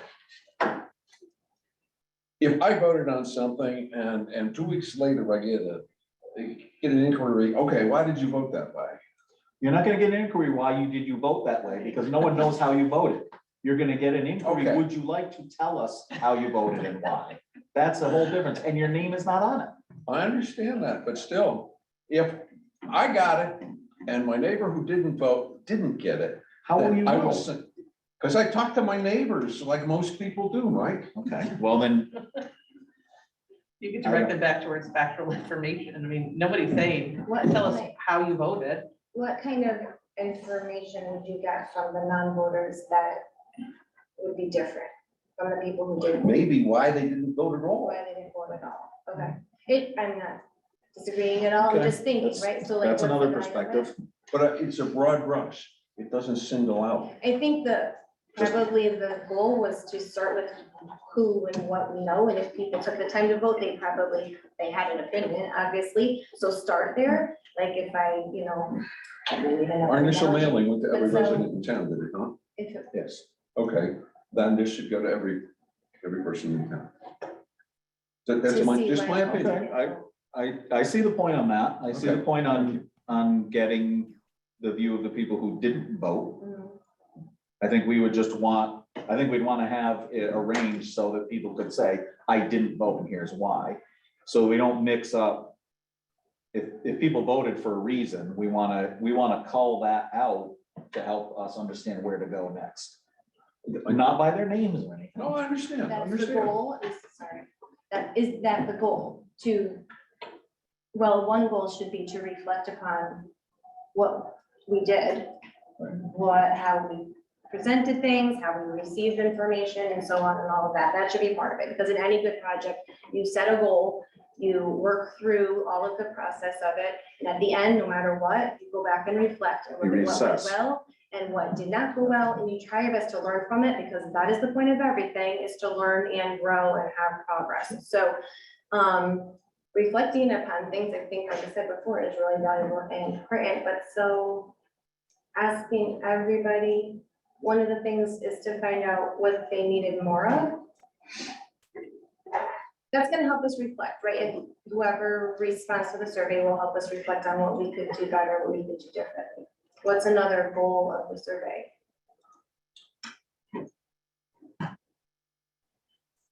Well, I think it's why you like or didn't like the project. What we should do differently. I mean, we can't start getting too complicated on a postcard either. Yeah. Justin, go ahead. Set his hand up for one. That's okay. I was just gonna say that even the comments I made earlier, I don't think we should be segregating just to the people that voted. If we're gonna look for public information, we want it from everybody, no matter what it is, one way or another. Again, I'm still not sure we're the right forum, because I think it needs to be broader than just the schools that we are looking for information for. I think overall, we got to look at what the town wants and what the town needs for everything. All right, so can someone read back what the motion was? exactly? Do we have that ability? Maybe Ann who made it. Write it down. Okay, my motion was to conduct a survey to find out voter feedback about the referendum, their vote on the referendum or about the referendum. That may not be it exactly, but it's the idea. It was voter feedback. Will you then get answers like, I was really happy with how it turned out? No. Result of the referendum? Okay, so just hearing the read back. Perhaps, I'm just suggesting, I'm not asking, perhaps we could amend that to say, conduct a survey to find out public feedback instead of voter feedback, public feedback, Okay, to be approved at the next meeting. So I can come back with some pricing information and people can think in between about what should be on the thing. And at the next meeting, we approve the language. We agree that the price is not outrageous or whatever, we agree or disagree. And then it can go out. That gives us time to think about it between now and the next meeting. Does that? that's good. I agree, Mike. Other thoughts, discuss, we're still in discussion. I would change the word approve to review. Review. Yeah, because you should vote on something. You can't approve it and approve it again, right? You should be it's basically you're gathering information, you're starting to write some questions, people are providing feedback, you're researching the cost. And then if you wanted to approve it at the next meeting, you would approve it at the next meeting. So you're reviewing all that information. Basically, all you're saying, I think tonight, if your intention is we would like to do some research to determine the cost of the survey and what questions would we ask. And you can determine what the questions are, whether they're check boxes, an open-ended short answer, electronic mailers, you can determine all that at your next meeting, but you need the cost and what do you want to know? Which gets to your goal. I think we should cost out sending to the entire residency of Willington. Yes. In addition to That's what it sounds like. Yeah. That's what it sounds like would be the better thing is to send it. Better still, if we can include taxpayers.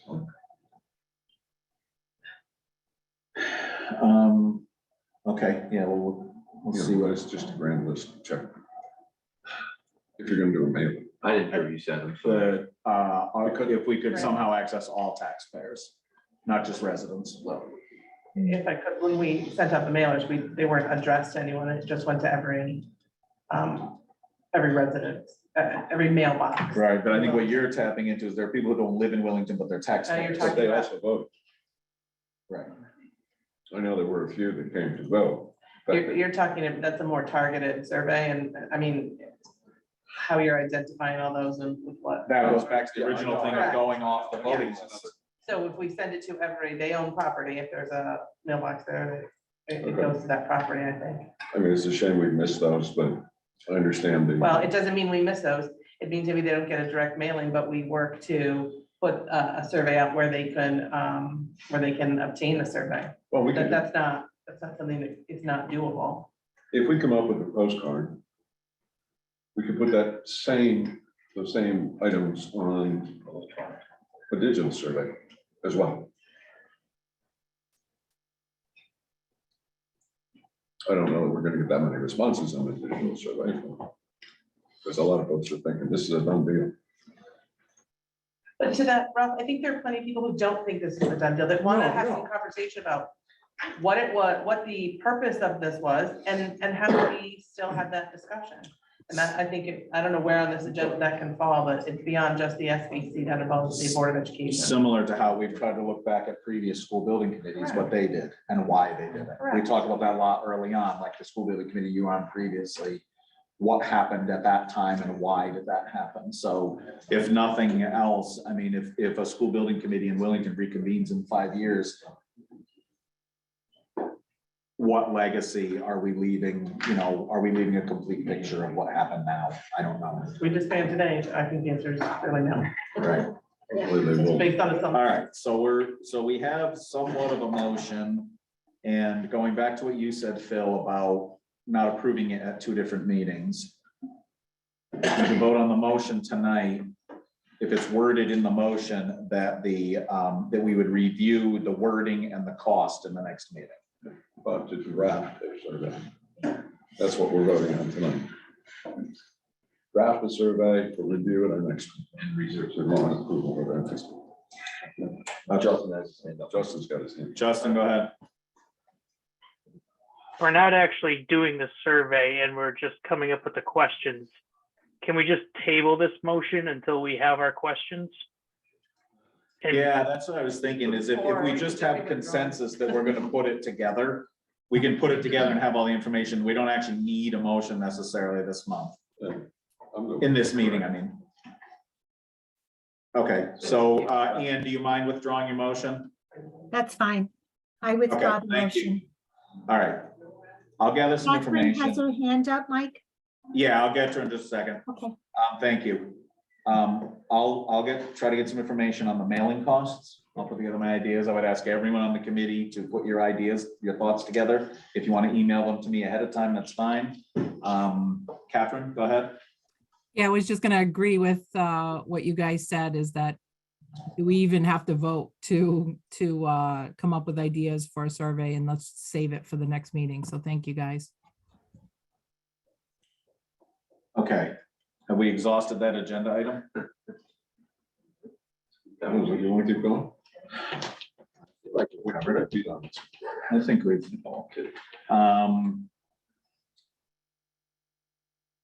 okay. Fiscal year 2024 funding. We've discussed all that already. In the finance subcommittee report and the discussion of the CIP. I don't think, unless there's anything else from the committee, I think we've covered. Yeah, I think the reality is there's no specific funding in the next budget. There's that $1 million, but again, that is not. That's subject to all sorts of other processes. That is correct. So Right. typically there's a project, replace the floor in this room is a project on Right. CIP down the road. And beginning July 1, if that's approved, then they could move forward. There's no specific named project, so there would, beginning after that funding was approved, would have to be discussions of boards and commissions. Sure. And that is lots of Yeah. layers. So I want the general public to understand this committee, that although that item in CIP is school project / SBC, it's not as though it's, Yeah, nothing's happened July 1, nothing's happening July 1. and nothing's we're- happening without public Right. involvement. You're looking Right. for direction to be able to propose something, and that something may never come from the SBC. Right. Agreed. Anything else from the committee on the FY 2020? Can I just add, because I think it's important, that's all fund for, any funding that would come out of that $1 million Yeah. would then go to town meeting.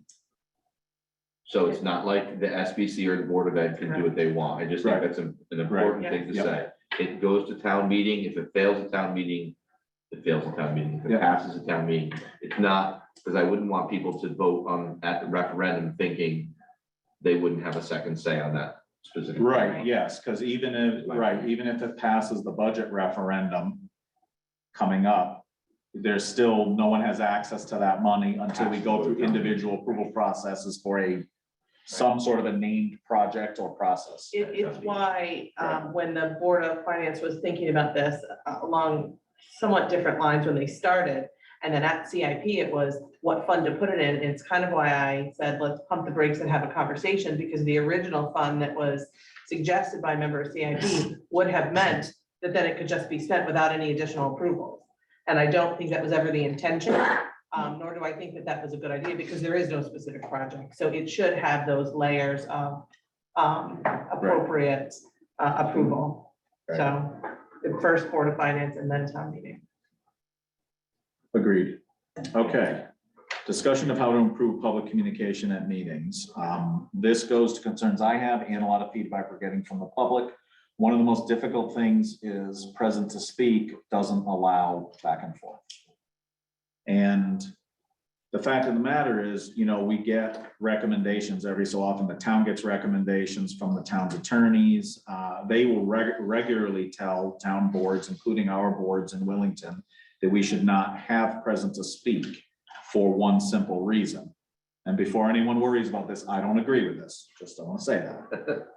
But they say we should not be having present to speak because it allows only one-way communication, and it allows things to get put on the record without the ability to address them or determine if they're valid or whatever. So the attorneys will say it is a bad legal strategy to have present to speak. The public has no legal right to participate in meetings, even though they are public meetings. The public has a right to see what's happening in the meetings.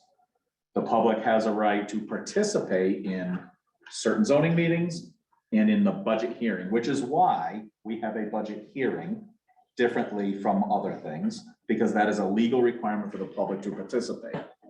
Now, having established that standard as, I think, way too low, a standard of public involvement, now we have to figure out how to come back up from there to something that's more effective. Too damn many attorneys. Certainly that may be a problem. So my feeling is, and we can't change this tonight. I think it needs to be a thoughtful conversation for other boards in town too. I think I've been looking at what some other towns do and town councils and stuff. And one of the things they do is they say, one of the two present to speak periods is present to speak. The other one is a Q&A, and that will allow back and forth. The present to speak is sometimes at the beginning of the meeting, which allows the chair to respond in the chair's report to the present to speak items to clarify them or answer, not in a back and forth, but to put a clarification or say that something's incorrect, so that the record of the meeting afterwards will show a correction. Some of the groups say when the agenda goes out, at the top of the agenda, it says present to speak. All public comments must be submitted to this email address by 2 p.m. on the day of the meeting. And then that is brought into the record during the meeting. I don't know which ones are right for us, but clearly I think we can do better. So I'd like people to be thinking about that, maybe look at what some towns do, look at agendas of meetings. Some towns do present to speak only by submitting in advance. Some do, one is email at the beginning, present to speak is at the end of the meeting. There's a lot of different ways people have sliced this same pie. So I'd ask people to come up with some thoughts that we can share. If they need to be reviewed by the Board of Selectmen or the town clerk or whatever, we'll pursue that. I just think we can do a better job. To that point, Mike, if I may, that's each board makes that clarification, right? And so I think you see larger towns have very different engagement than smaller communities for different reasons. But the Q&A gives me pause because I think when I started serving on a board commission 13 years ago, it was there's public meetings and then there's meetings in public. Right. And so that Q&A, who gets involved in that? Does that become more agenda items? And I think that can get a little bit dicey concerning, because you're conducting business, the work in public is of the board, of a set of items that come before them. So a Q&A in every meeting participates in that. I think, you know. I don't know, and I think different committees, as you said, I think have different needs. For example, this committee has needed and should have been really reliant on a lot of public input. And this committee made a lot of efforts to get public input, but we also sat through 2 years of meetings of people saying things at present to speak that we essentially couldn't answer because of how present to speak is constructed. That's not really effective either. So I just want us to be thinking about, is there, even 2 years in, and even if we disband this committee in 2 months, are there still things we can do better or a legacy we can send off to somebody else of a way to do it better? And it could be different on certain committees, like, you know, in planning and zoning, you can speak during the hearing, and then there's no public input on the other stuff, because as you said, that's a meeting in public. This is a meeting in public. We don't have to do present to speak. But of course, we want it. We want to hear the feedback. So let's find a better way to do it. The planning and zoning thing, there's a very, very important distinction there, I think, that any item on the agenda may be an application. That application may require a public hearing. Which is why that's one of the places it's allowed, right? That's why you cannot speak to it at that stage of the game, because it's kind of akin to prejudging or, you know, ex parte communication, or whatever reason, but That's exactly my point. Yes. They're out on their own island. They have a certain structure for their reasons. And that's why, and it's annoying at times because, you know, I tried to speak at a recent planning and zoning meeting because. Too bad you didn't know how it works. Yeah, right. The thing was, it was a workshop between two committees, which to me, a workshop is not an application. There's not an application before planning and zoning. It is just a workshop, a back and forth, how things are to, you know, how are we going to resolve this? It would have been a perfect place for public input. But But it use those thoughts to come up with some ideas for what we can Well, do I'm better going here. to, yes, but I got shut down. I couldn't speak. I get it. I get it. Can I make a comment? Yes. I think the at meetings piece is what is the struggle for me. We had 1,700 voters come out. We had a town meeting for $20 million last night, and we had less than 50 people in the room. That is Willington. And I think take away the at meetings, I agree with you. There's always things you can improve upon. How can, no offense to Nick Fellow, I've seen you at every meeting. You're always here. I know Nick's gonna be in present to speak. I know he's gonna make a comment. I know he's gonna do the beginning. I know he's gonna do it at the end. But Nick is one vote. And so we typically see the same people at the Q&A or present to speak. It's the other 1,701 voters. How we engage these people, I mean, Bob Shabbat has said they've spent hundreds of thousands of dollars on the town hall steps because no one showed up for a town meeting. Yes. Been there. I don't know. That to me is the big thing. You know, and I'm saying names, I don't, just pointing people out because, you know, I think we're aware of it. I haven't seen Dave Kravanek got involved in the school building process. He's been here. He's been making comments. And so how do we get more of those people to get the information? I don't know what it is. The town can't get people to sign up for the email things. We send out the Willington Wire. Are people reading it? I don't know. It's how do we get more people involved in really understanding the process? To me, that goes back to the purpose of the survey. Like, can we get some direction? Because we thought we had direction and apparently we didn't. Right? The 300 people that were engaged in our sessions and our surveys said new school on a new site and not so sure about the auditorium, right? So this just goes to, I think in general, and it's every board, right? You go back and every meeting's posted. Alan Ayers says this all the time. Go back and watch the meeting. Well, you go back and watch some quote unquote important meetings and 25 people have viewed it. This is a problem I think we have to town-wide find a way to address. And it's not just about the folks in the room. It's about everybody who don't come to the room. Yeah, yeah. And I don't have a good solution. And that was kind of where the mailer to me is something, but I'd love to hear some creative ideas around that. I have chaired many Board of Finance meetings where no one from the public participated. Yeah. Didn't come. No one came to the meetings. And The public hearings is planning and zoning. Well, it didn't, that's not every, we have plenty of town meetings that people don't come to. They come when it affects them and they come when it's important to them. And so we spend a lot of time, 13 consecutive years, I've either been here, in the Board of Selectmen or in the Board of Education. And every year we have the same conversation. How do we get people to the table? When it affects them, most people don't see outside their door. They pay attention when they want to pay attention. If I could, they pay attention when they want to. We could walk in circles about how to address you. I could send you 5 postcards and the 5th one is the one that interests you and the one you want to get involved in, right?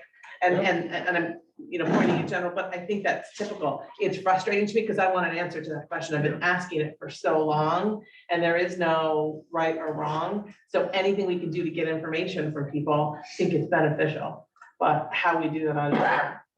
Here, I'd like to comment. I don't think blaming or castigating your voters here is the right direction. I'm not blaming. Nobody blames anybody at all. That's not what anyone here said.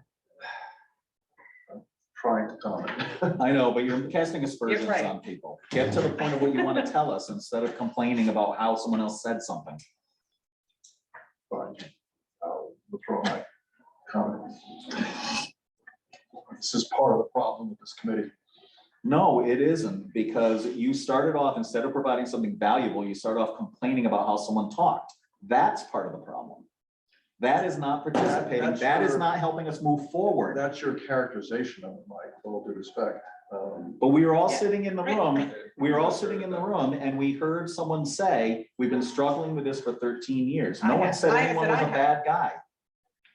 There have been, Mike, if I could, I I said if I could. yes. I'm not blaming anybody. I think everyone at this table at one point or another has not paid attention to a vote. We haven't all sat in public service. We haven't all listened to every meeting. Every one of us has been that person we're trying to reach. I'm not blaming anybody. I'm saying this is like a never-ending conversation, and it's not just Willington. We see it because it's here, but I talk to my peers in other towns. They have the same problem, just a different level of scale. So.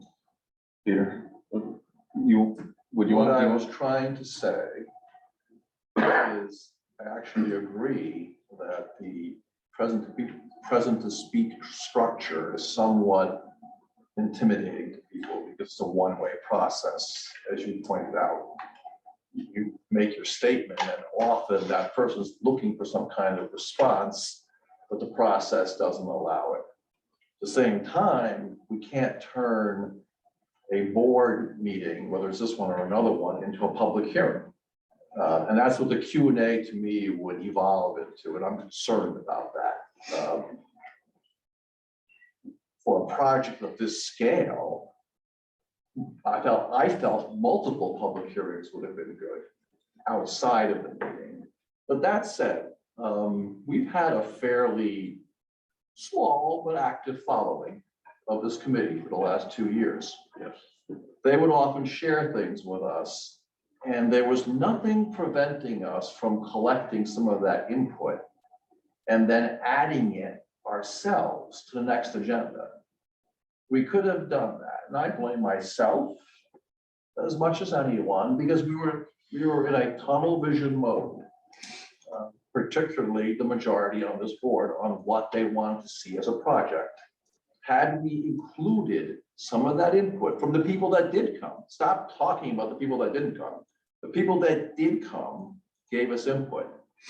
And we can add that to the agenda because we're members of this board, or any other board can do that. And I think our boards could benefit from doing that. If they see something that, I think the chair's prerogative comes in here a little bit too, in fostering that. I have been trying to, this is full, the last couple of months, I've been trying to take notes. I have 2 notebooks full of writing down what each person says in present to speak. Trying to incorporate that more I think into our that's great. responses, including tonight. I can read you back all what you said. Now that you're Mike, can I add to this? there. Please. One of the problems to this, now I'm speaking to the population. We all vote for people for certain positions because we want to rely on them and are confident that they will look out for our interest. Consequently, if we know those people are there, we back off on paying attention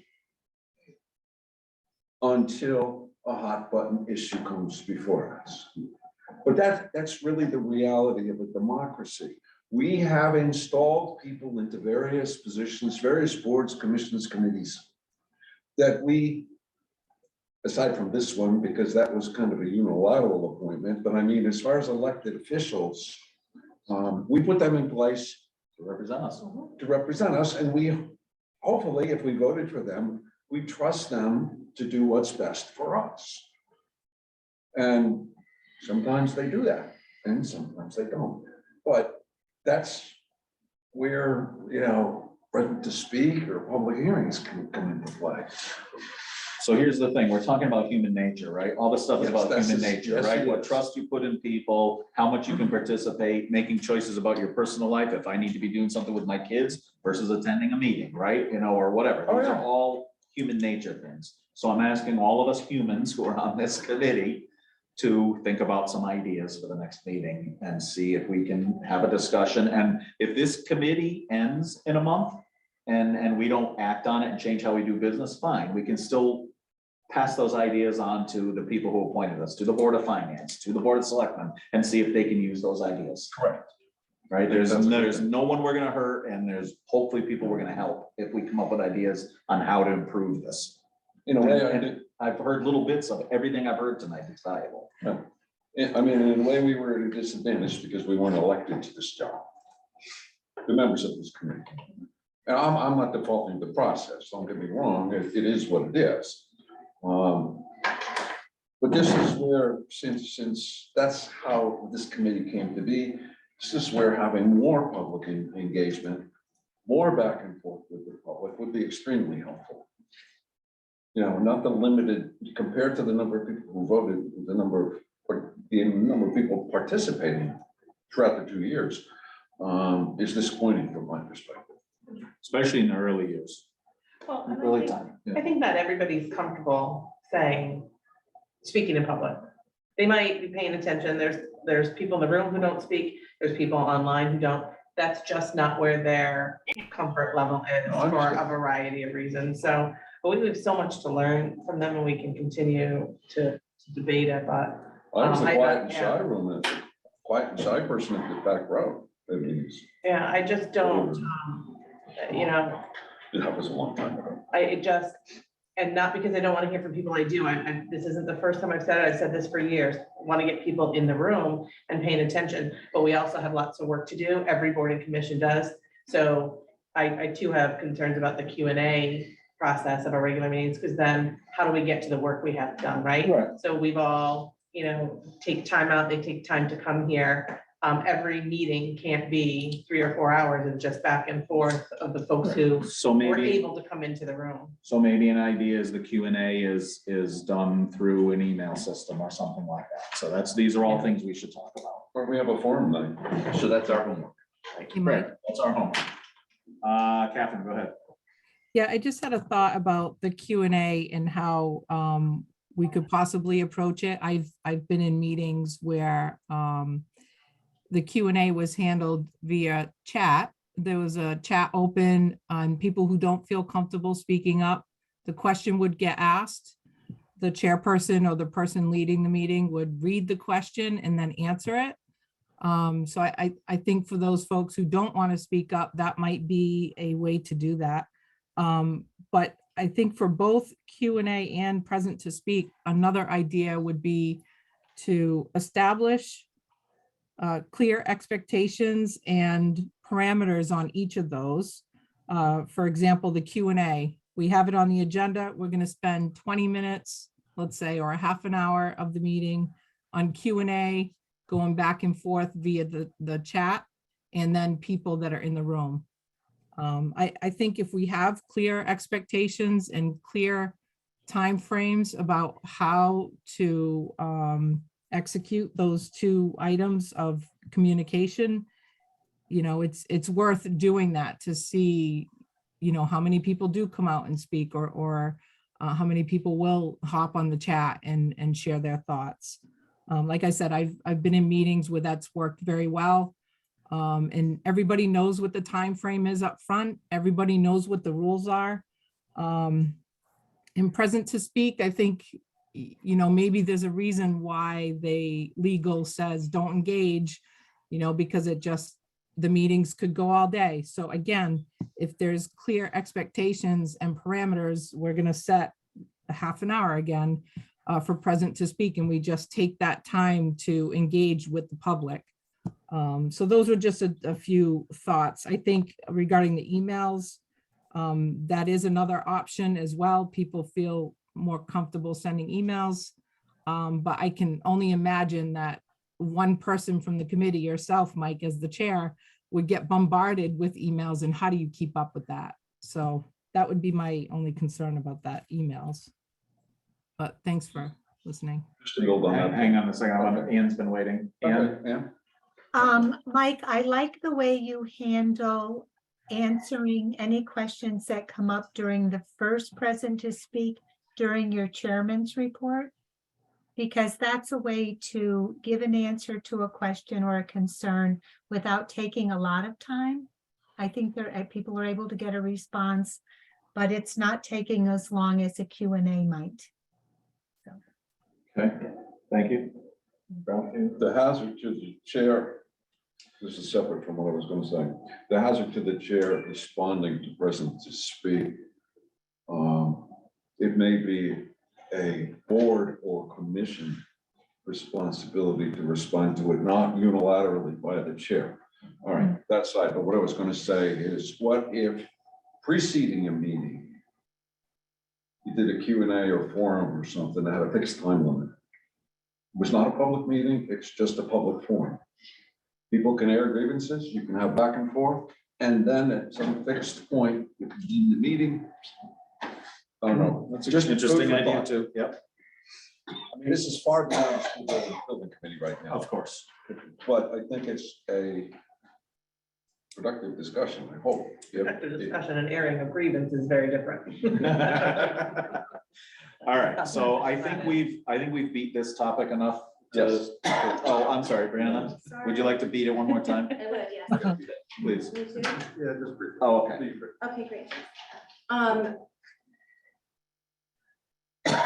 I am relatively new to participating in these sorts of discussions. And the reason for that is because I had a full-time job.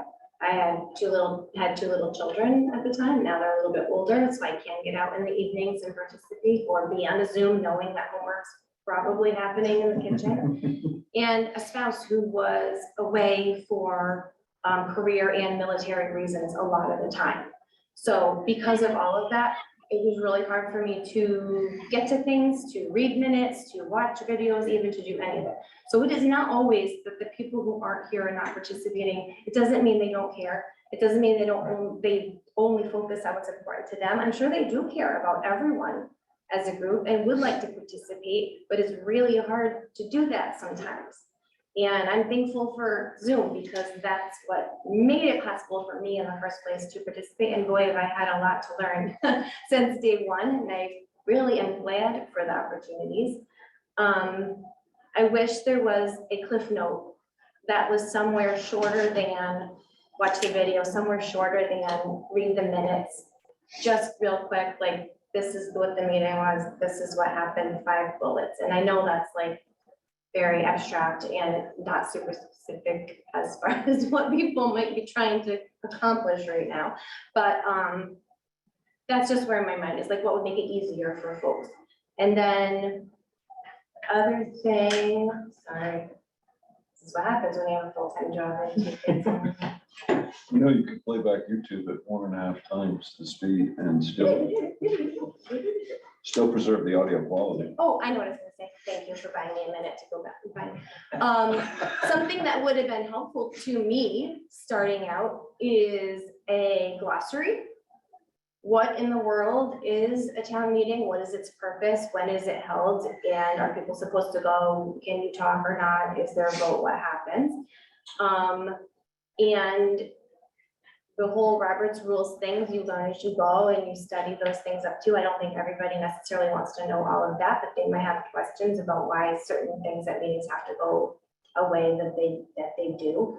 So that's not really something for the school building committee to work on, I don't think, but maybe while we're thinking more fully as a whole town, as a whole group, a whole community, those are some things that might help people be more involved and make it easier for them to feel like they can participate and learn. We need a glossary. A for primer to lay some. people.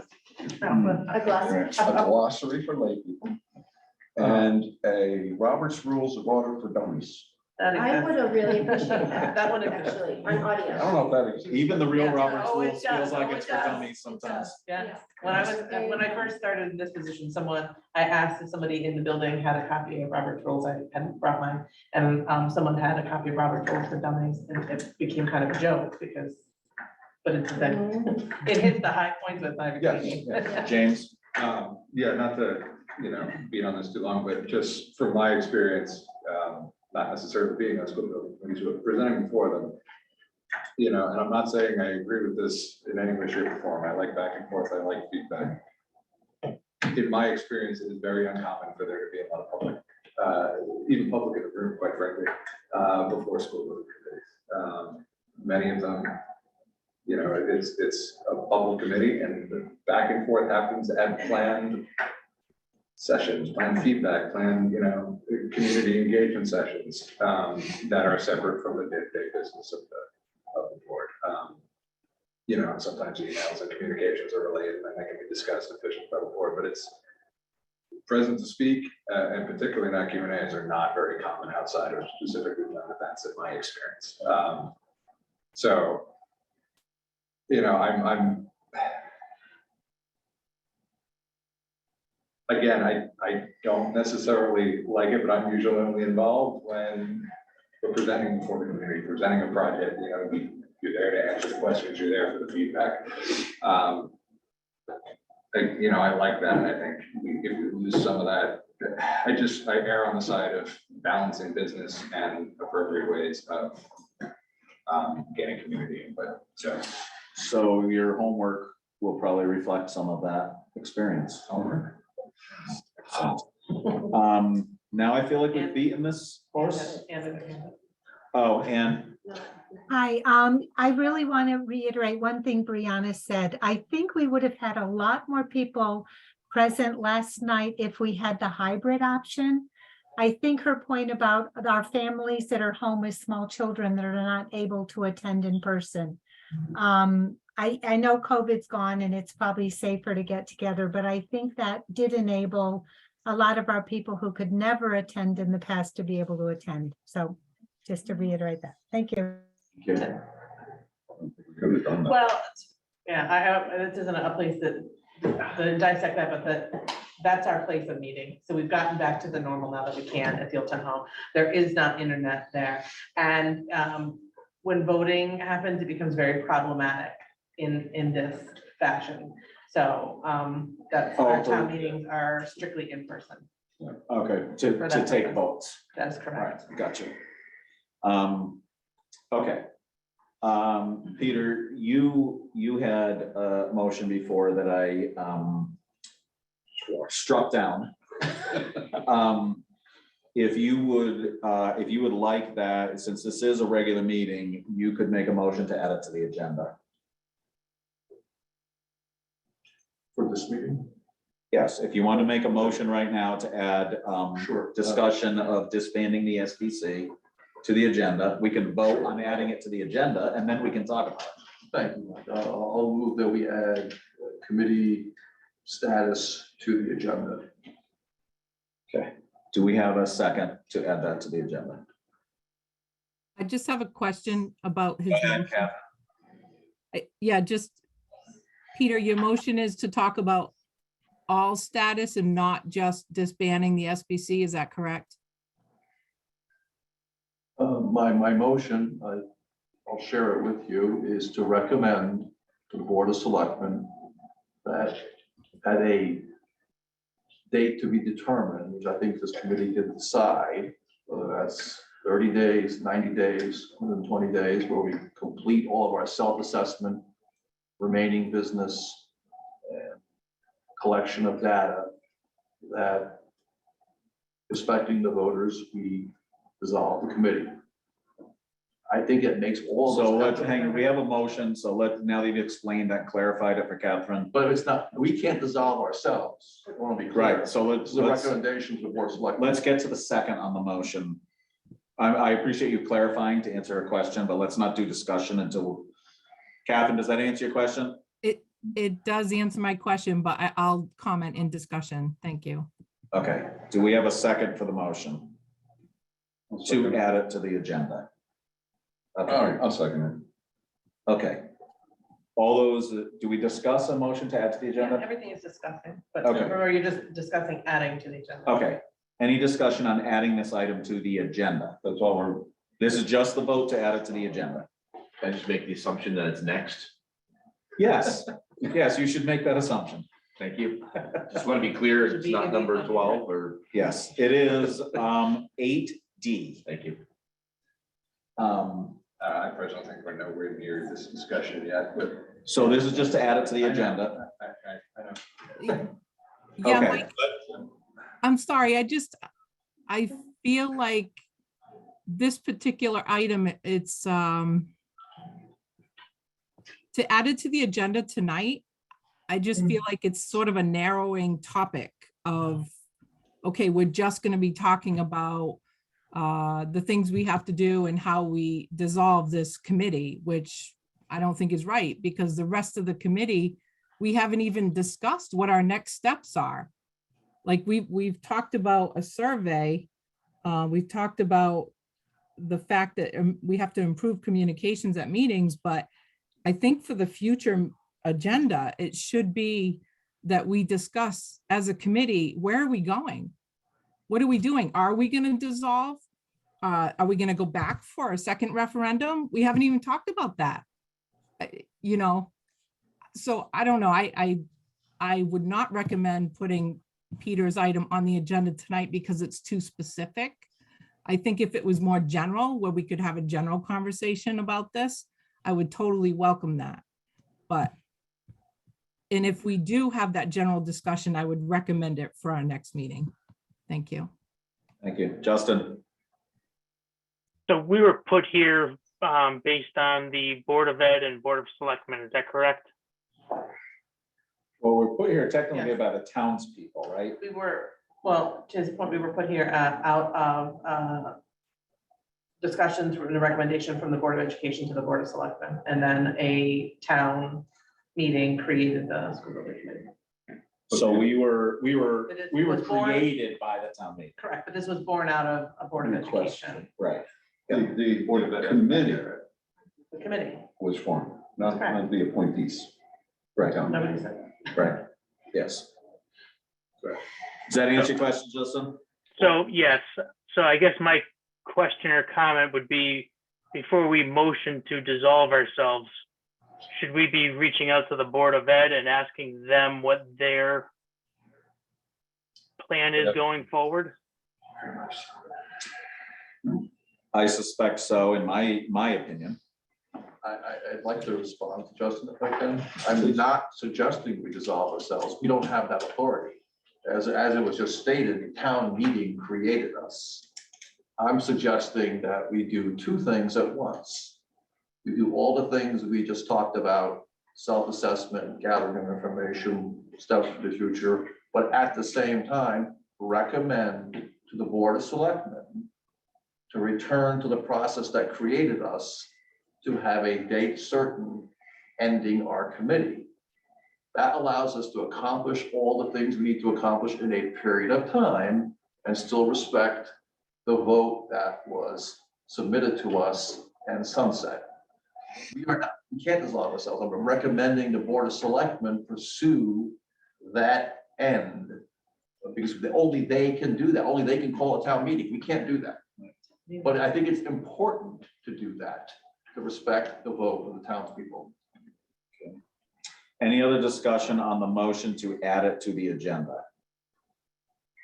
Catherine, is your hand still up for this? It went back up. I won't support adding it to the agenda tonight, just because I think it's too specific. Again, like Peter suggesting that we recommend something to the Board of Selectmen or the Board of Education, that we have some kind of sunset period. But I don't think we've decided that as a committee yet. We haven't even talked about which direction we're going, and I think that needs to happen first. So, thank you. Okay, go ahead. As far as adding this item to the agenda, I think whether we add it or we don't add it, there's no harm done. At that juncture, We're just adding it to the agenda. Now, when we get to that item on the agenda, then we can beat it up as much as we want or table it till the next meeting, which might be appropriate because the Board of Ed has not met yet post referendum. Am I correct? No, correct. No. So, and this is our first meeting post referendum. So we can discuss it at the next meeting. I don't, with all due respect to Peter, I think trying to resolve what he wants to move in this new agenda item tonight would be a mistake, and I kind of agree with Catherine. Okay, any other discussion on the motion? We're still moving it to add, so. This is the motion to add to the agenda, correct? That I can support. Any other discussion on the motion to add to the agenda? Mike, personally, I feel my work is not done, and I feel the work of the committee is not done yet. There are other options other than just building the new school, and I think we need to explore them. And I don't see the end in sight. Also, in terms of setting a sunset date, we've seen how nothing happens when it's supposed to time-wise. So how would you ever put a date, set a date for that? Okay. Any more discussion on the motion to add to the agenda? Move the motion. I'm gonna do a roll call vote. Okay. All right, I'm gonna do a roll call vote. Ann Groshon. No. James Marshall. Nope. Brianna Ross. No, thank you. Justin Adorno. I'm gonna abstain. Thank you. Catherine. No. I'm a no. Chris Talona. Abstain. Ralph Toulis. I think everyone's misunderstood the motion, but that's okay. I'll vote yes to add it because it's going to be defeated anyway. Pete Lipchinchich. Yes. Okay. 1, 2, 3, 4, 5 no's, 2 abstains, 2 yeses. Motion fails.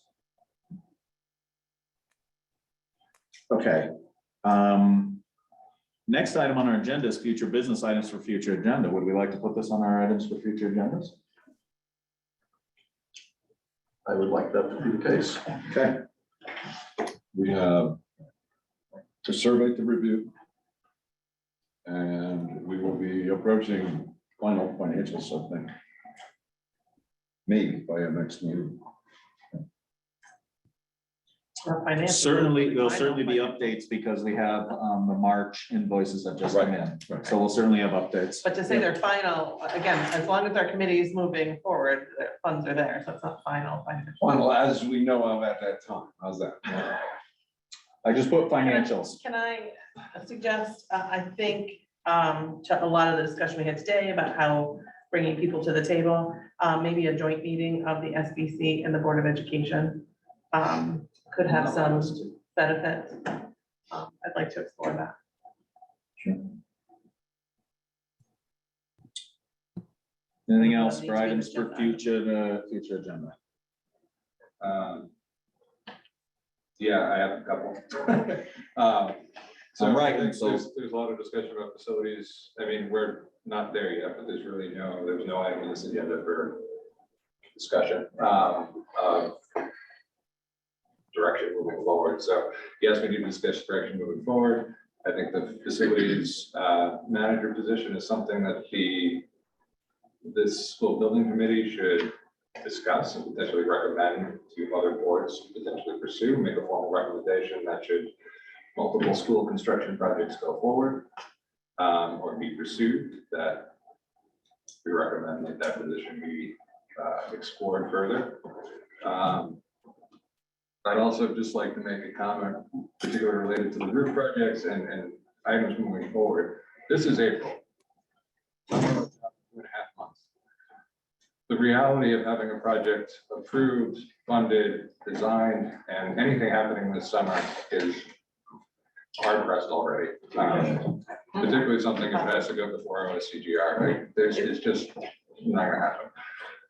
So let's relate that to agenda items, though, So, please. yes, so I think we should discuss timetables looking forward as to what deadlines may be for future critical milestones.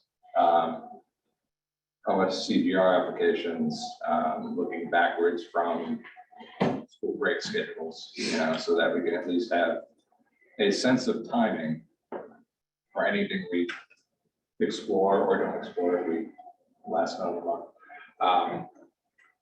Okay, I have it noted. So are you making school roofs an agenda item, Mike? No, not specifically school roofs, no. Then can I add that as well?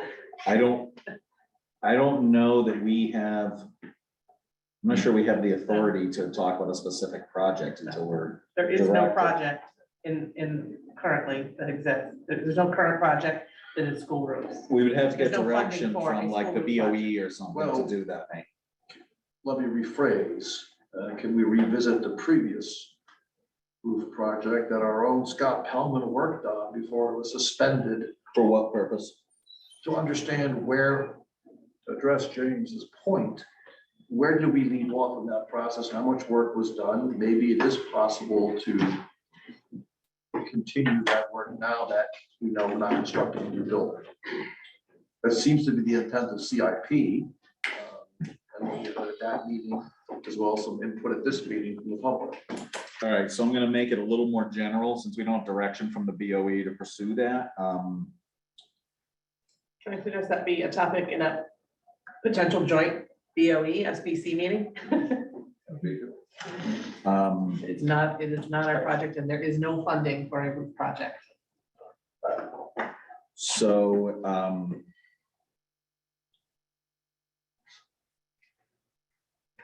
so we could have a topic, I guess we could have a topic of discussion of what potential projects we might be, but we really don't have, we don't have direction. We don't have, no one is saying to us, there's a roof project, could you guys do some work on it?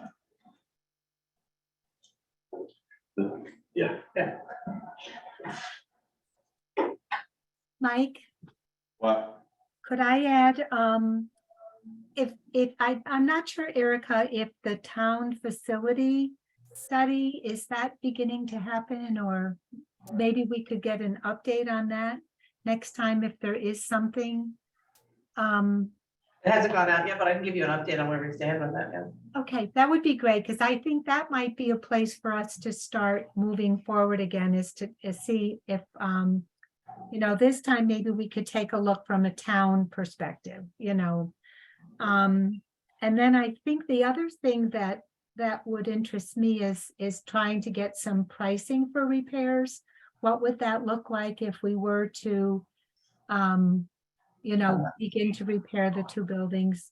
Just talk about that possibly. Yeah, so And Russell, this is similar to Peter's thing about looking at other projects. I feel I have a lot of interest in both of those. I'm just not sure what direction we have right now to start pursuing other projects. Not that I'm against it either, I'm just looking for some clarification. Well, So maybe the bad guy. what should be the bad guy? This committee has absolutely no bearing on anything other than making a recommendation for consolidated pre-K through 8th grade building. Okay, Any renovations are not the charge of this committee. If you want to try and address those, which I think is a good thing to do, it should be done through the questions within the survey. And then you're gathering feedback that other groups, such as the BOE and CIP, would then utilize. But this group has no standing on you can make a recommendation all you want, but it's the Board of Education that has to apply. And there is $0 in the budget right now for a roof project in CIP. It is an out year. And it would be July 1, and you do not have the funding for that. Any prior dollars that were in there for roof projects, because it keeps coming up, were taken out. They are no longer there. So if you want to do anything with making recommendations around capital improvement projects, it should really be targeted towards a survey. If this committee then does eventually dissolve, or a selectmen's group makes a change in charge, then this group could then address that, if that were the case. But until that happens, if it doesn't have to do with a consolidated through pre-K through 8th grade building, I do not think you have any stand. Okay, thank All you. right, so I'm gonna leave it. I'm gonna leave it out of the future agenda items. If it becomes relevant, we add it. Okay, sounds good. The discussion of potentially modifying the charter, requesting.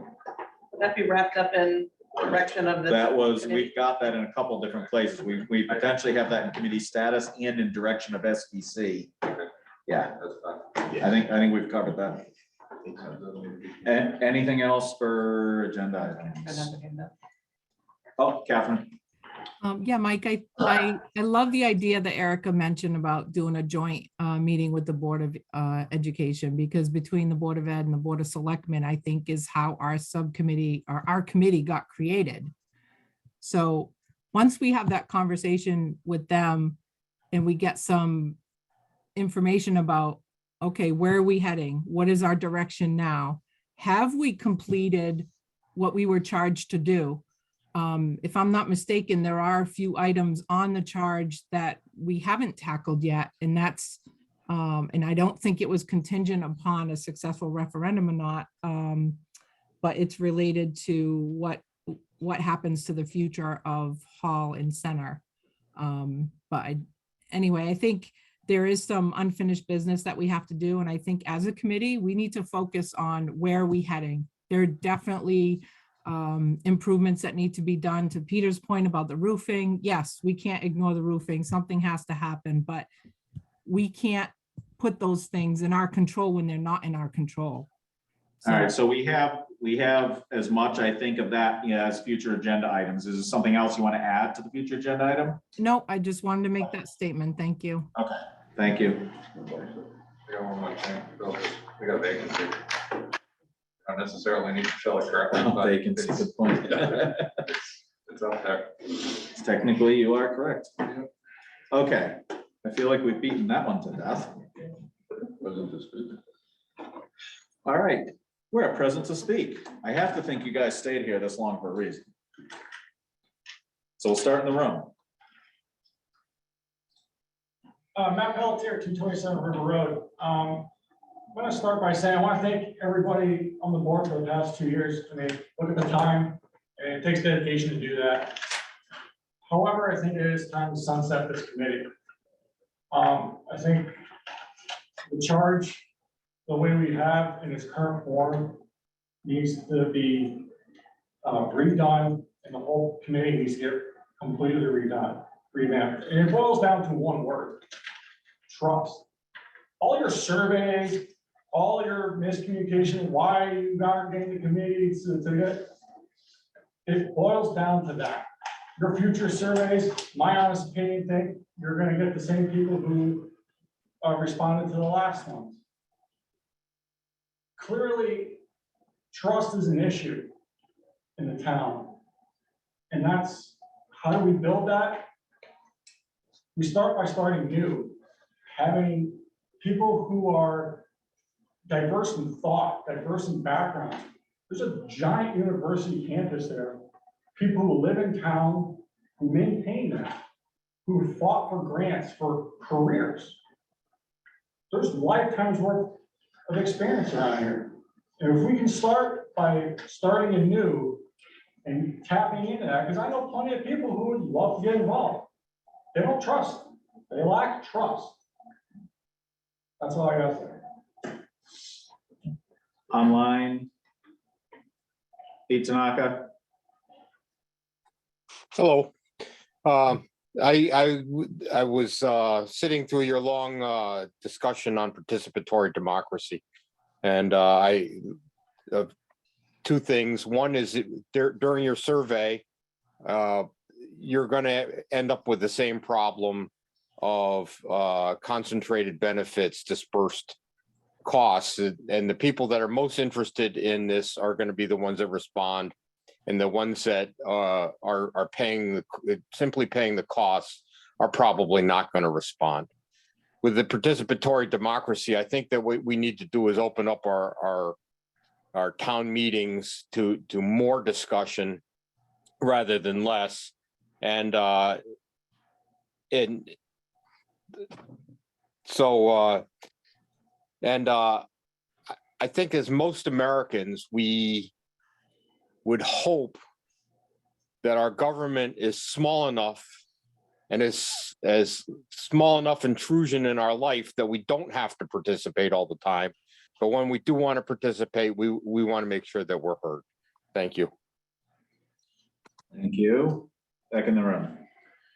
Nick Tella, 49 Myrtle. So going back to being in touch with people, you know, they want the SBC to be this out. This recommendation should have been given out of respect to the people in town. Now we're hearing the possibility of a second referendum, which is funny. People call me crazy for that on the table. You literally just heard it from Catherine. Conduct from board members. This is going back to presentation. Conduct from board members to those that speak, present to speak. It's discouraging to some.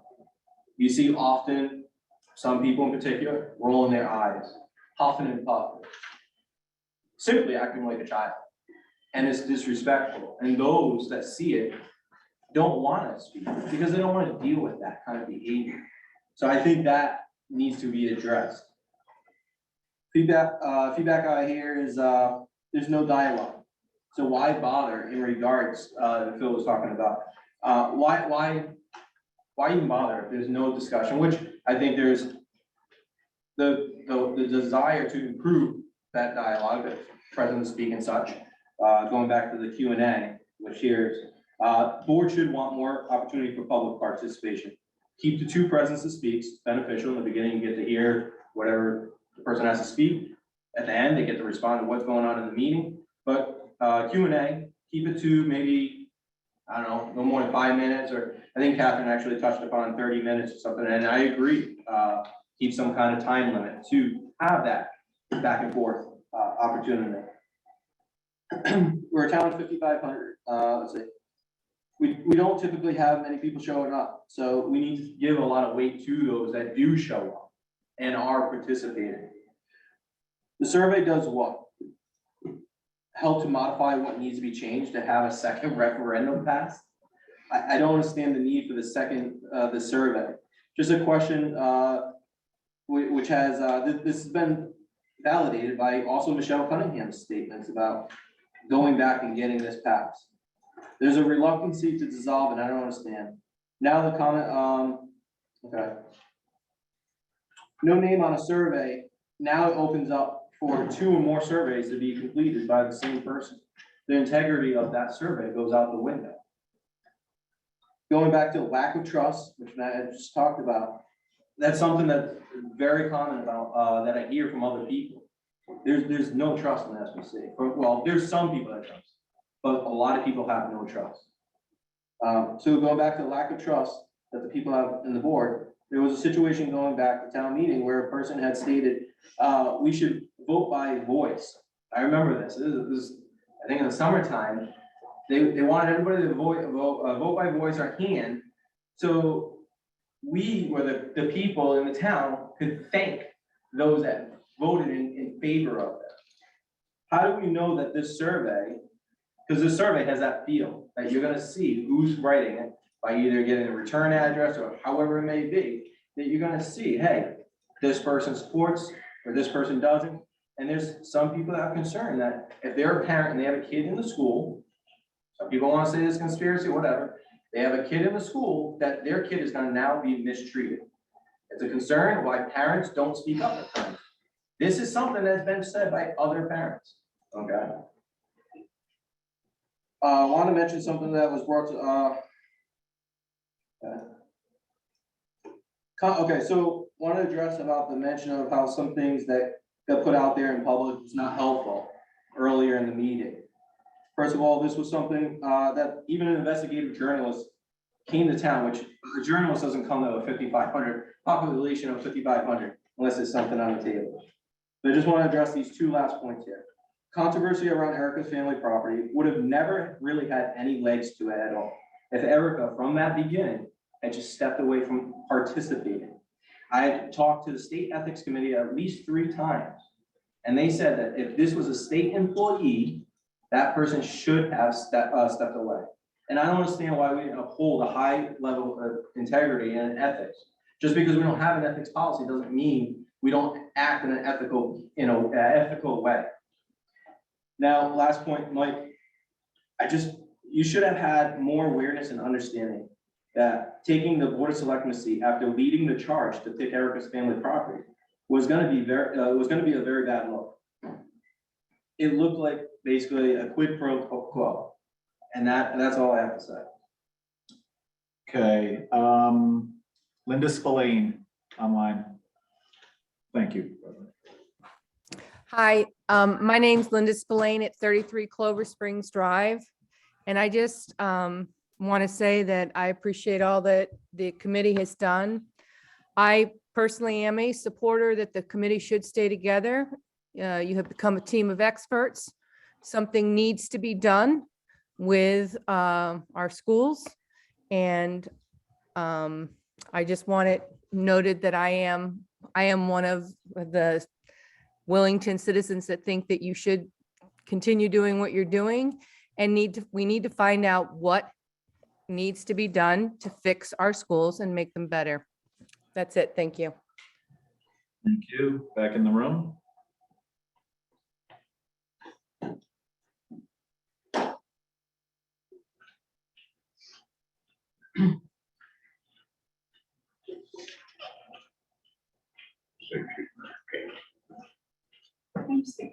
Of course.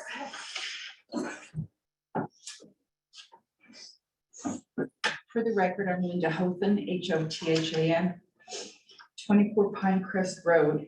And I wanted to come today to respond to give you my thoughts about the referendum from the perspective of 24 Pinecrest Road. My comments are based upon what I've seen or heard and upon experience gained from holding public hearings during the 1980s decade when the state was building 10 prisons. And if you want to see people active, you should see what happens when you're putting a prison in the backyard. I knew a school building committee was convened. The next thing I knew was a large glossy postcard mail out with the columns of large numbers. It's not clear how the $60 million projections were reached. And I apologize if you've done this. I'm just letting you know, I didn't know anything about it. And if it's me, it's not just me, it's other people too. So there really is a communication issue.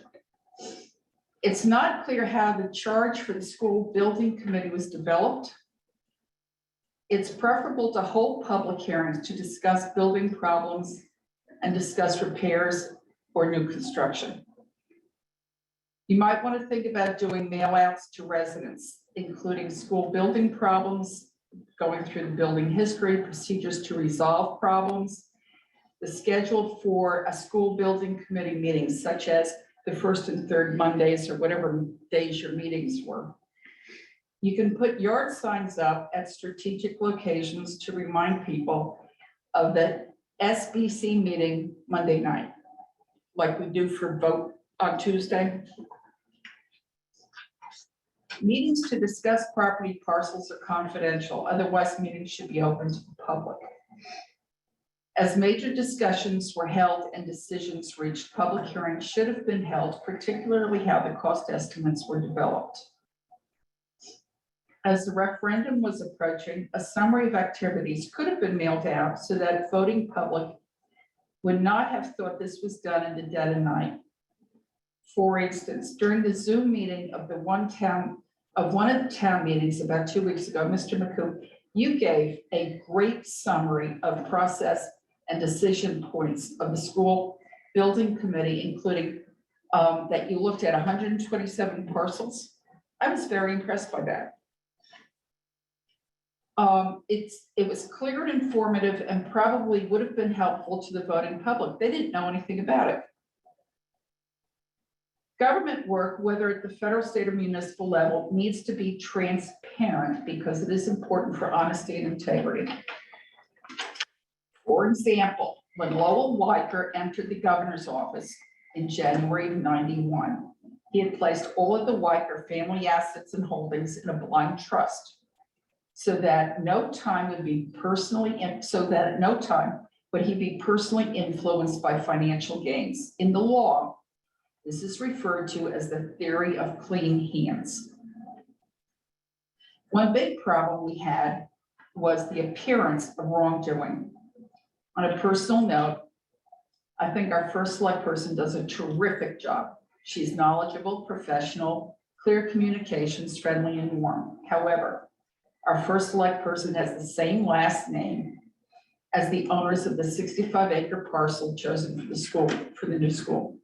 As soon as this particular parcel came up for discussion at the school building committee meeting, Erica should have recused herself from all discussions and not even attended any meetings. Her presence at the meeting could very well have influenced decision-making throughout this process. For instance, when Willington was being considered by the state police for a major paramilitary complex, a public hearing was held at the Legislative Office Building. I was in attendance. The hearing began, and someone, or maybe two people at this point in time, had been speaking when the door opened and Lieutenant Governor Nancy Wyman walked in. She sat down in the front row. Someone had saved a seat for her. That's all Nancy did. She walked in and sat down. Immediately, the tenor of the meeting changed. And after the speaker ended, the chair asked if Lieutenant Governor Wyman wanted to speak. She said she was attending as a citizen and just wanted to listen. I personally saw Erica participate in meeting discussions. I do not recall objecting to anything she said, but many townspeople saw her as massaging meeting discussions that may have channeled decisions toward this parcel.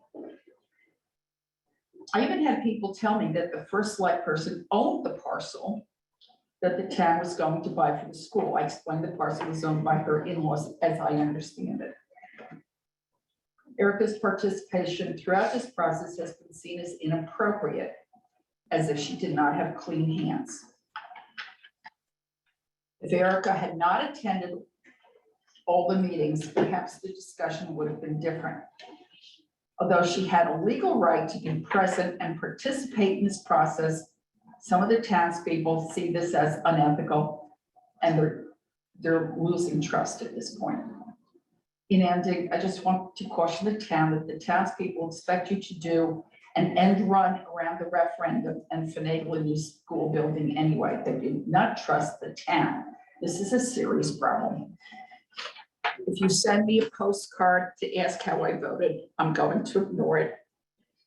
Because I go back to when in Willington, we used to vote for the budget at the town hall, and we'd stand up and raise our hands, and everybody knew how we voted, and leaving the meeting could be very ugly.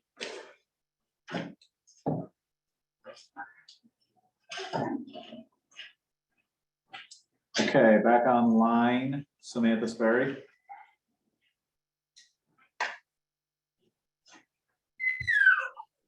Hi, can you come back to me? I just have to fix my kid a bottle real quick, sorry.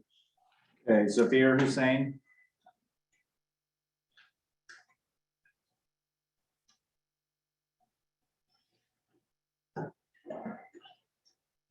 Christina Milos. Hi. Hi, can you hear me? Oh, hi, can you hear me? Christina, do you want to hang on a second? Yeah, Zafir, go ahead.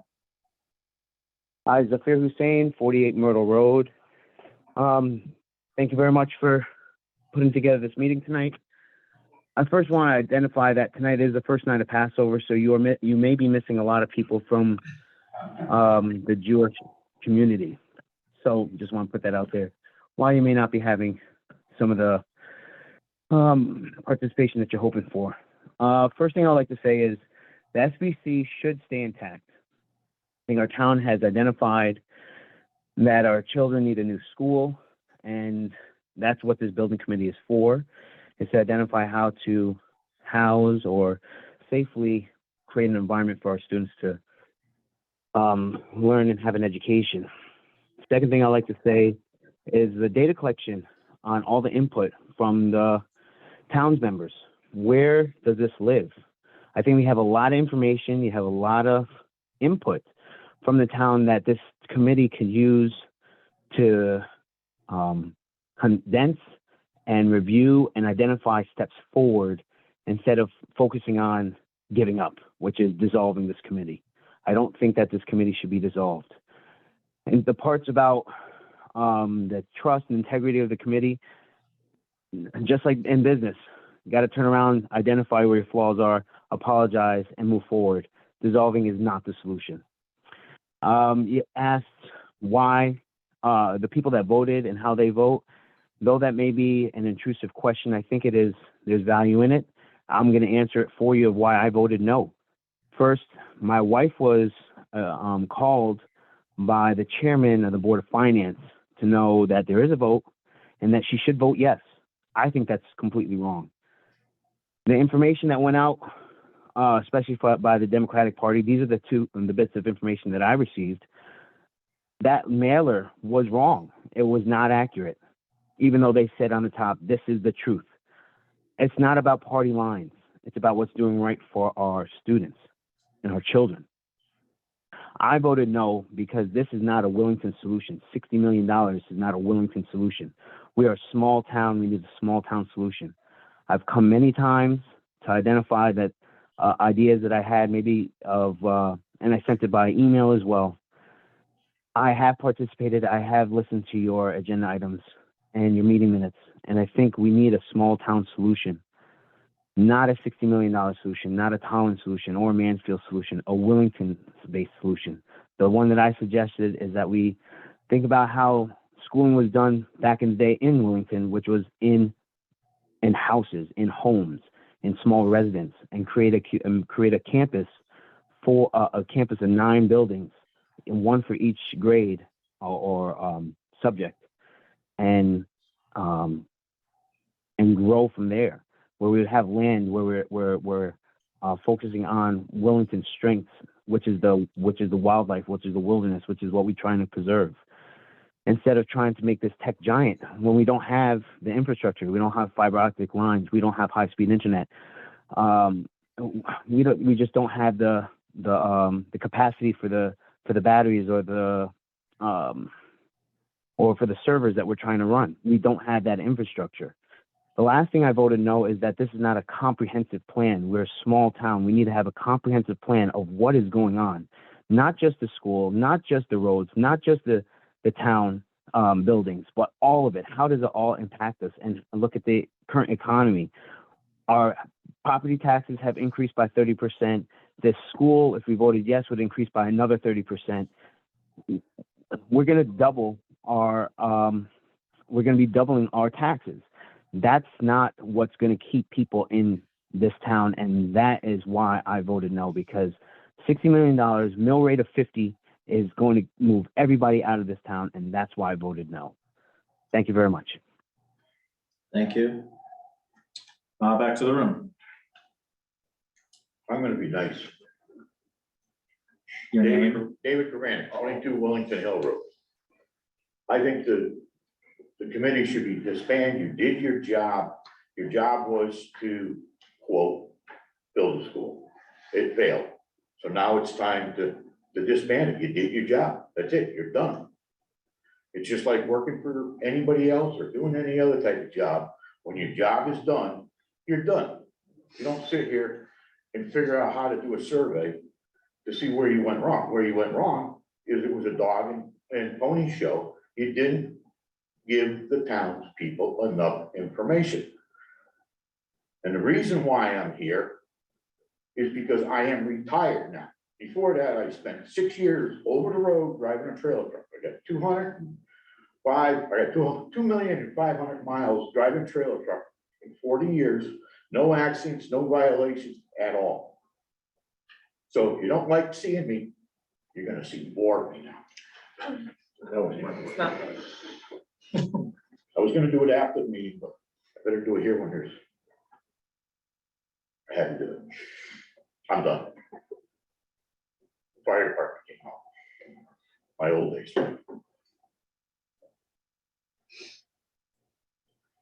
I'm just finishing writing notes on what you said. Glad you did. I want a copy, so I can remember what I said. You'll never be able to read my writing, but it'll be on YouTube. Doug. Oh, okay. Okay, back online. Samantha Sperry, are you ready? Yes, I am. Thank you. Go ahead. So I heard a couple other board members mention this is, what is the purpose of this survey?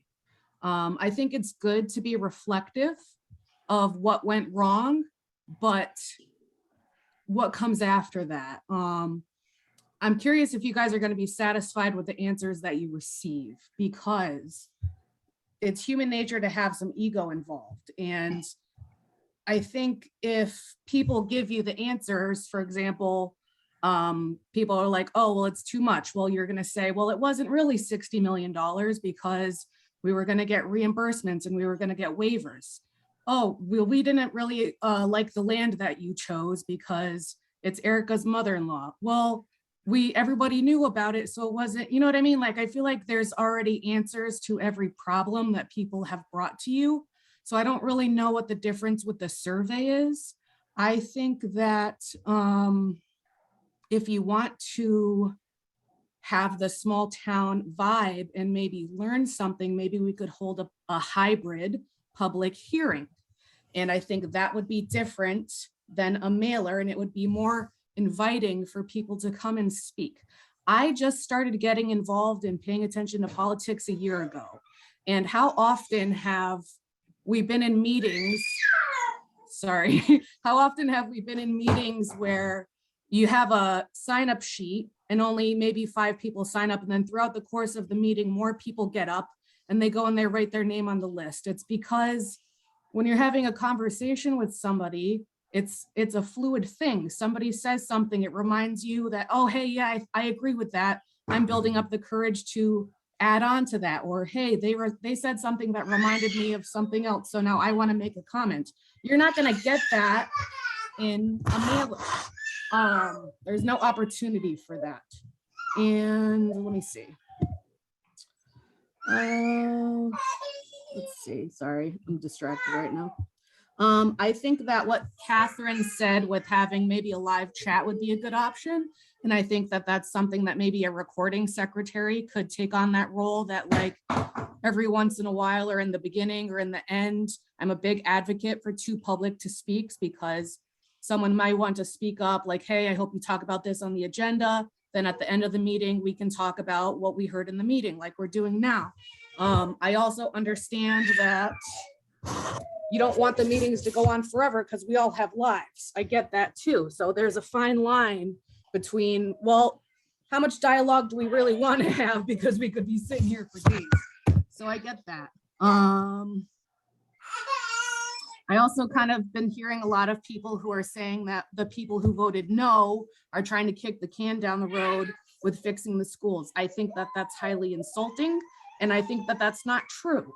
We want to fix the schools, and hearing you guys from my perspective say, oh, well, let's see what the survey says, to me raises a red flag of, okay, how do we interpret this information and come up with a better way to show and get the result that we wanted, because of the information that, okay, we're going to get some reimbursement for fixing 2 schools, but it's not going to be as much, and the savings, and we should combine.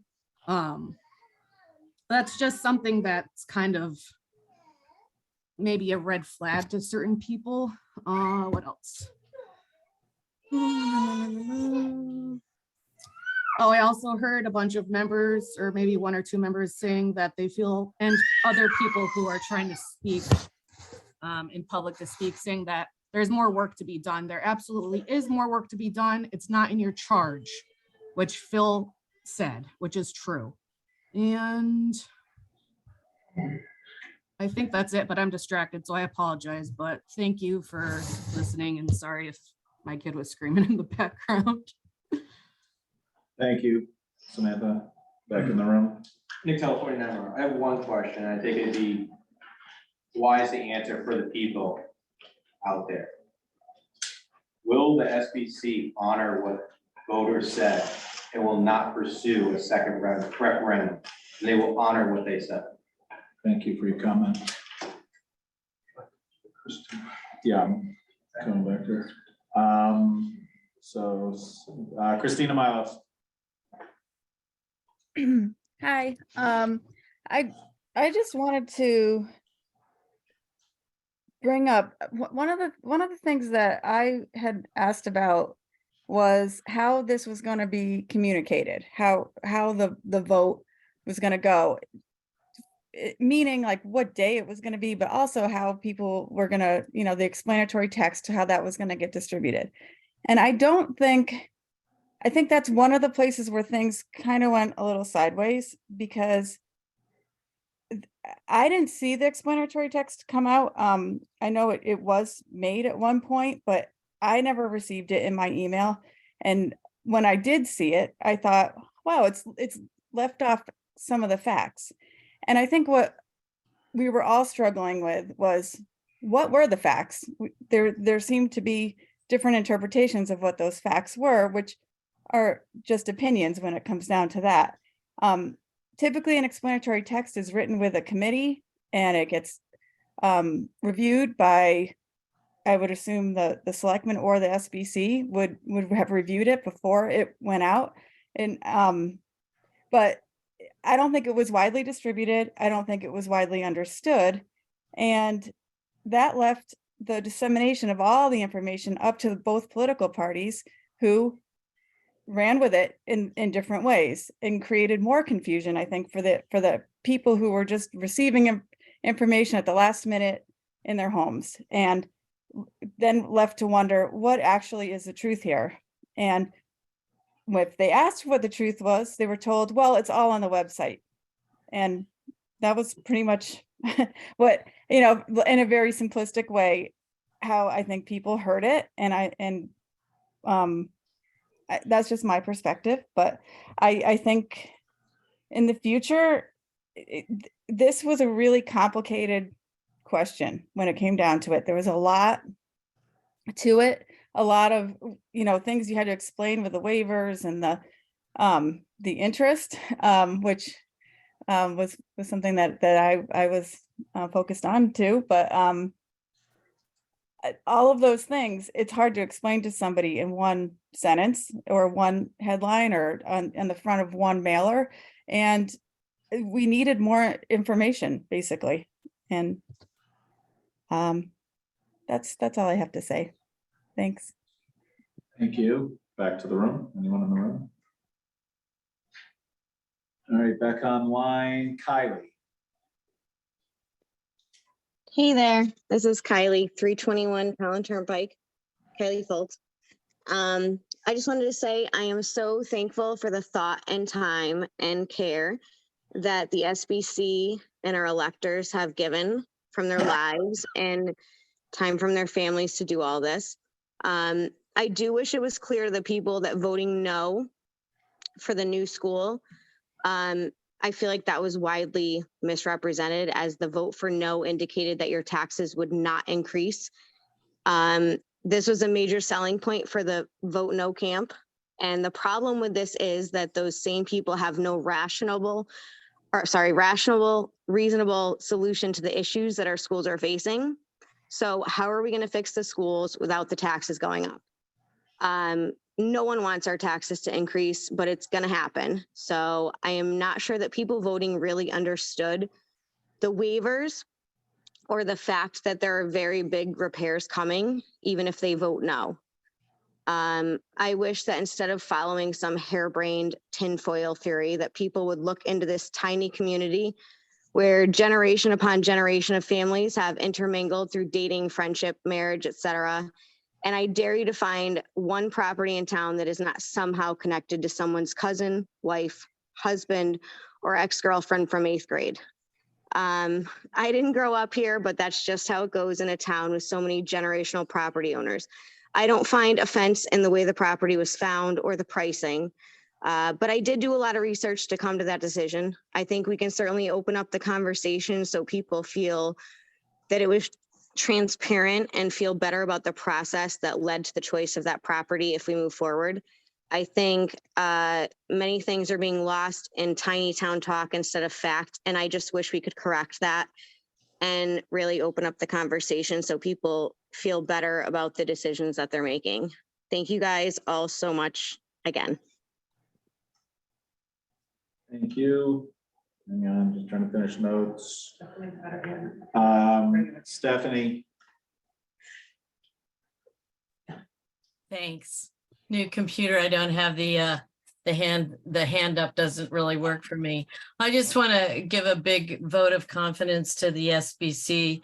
I think it would be a crime to disband it. It is a team of experts, and not only that, people that I've seen who like to research, who like to really get to the bottom of things, and as well as gather opinions, but not rely on unsubstantiated information or, just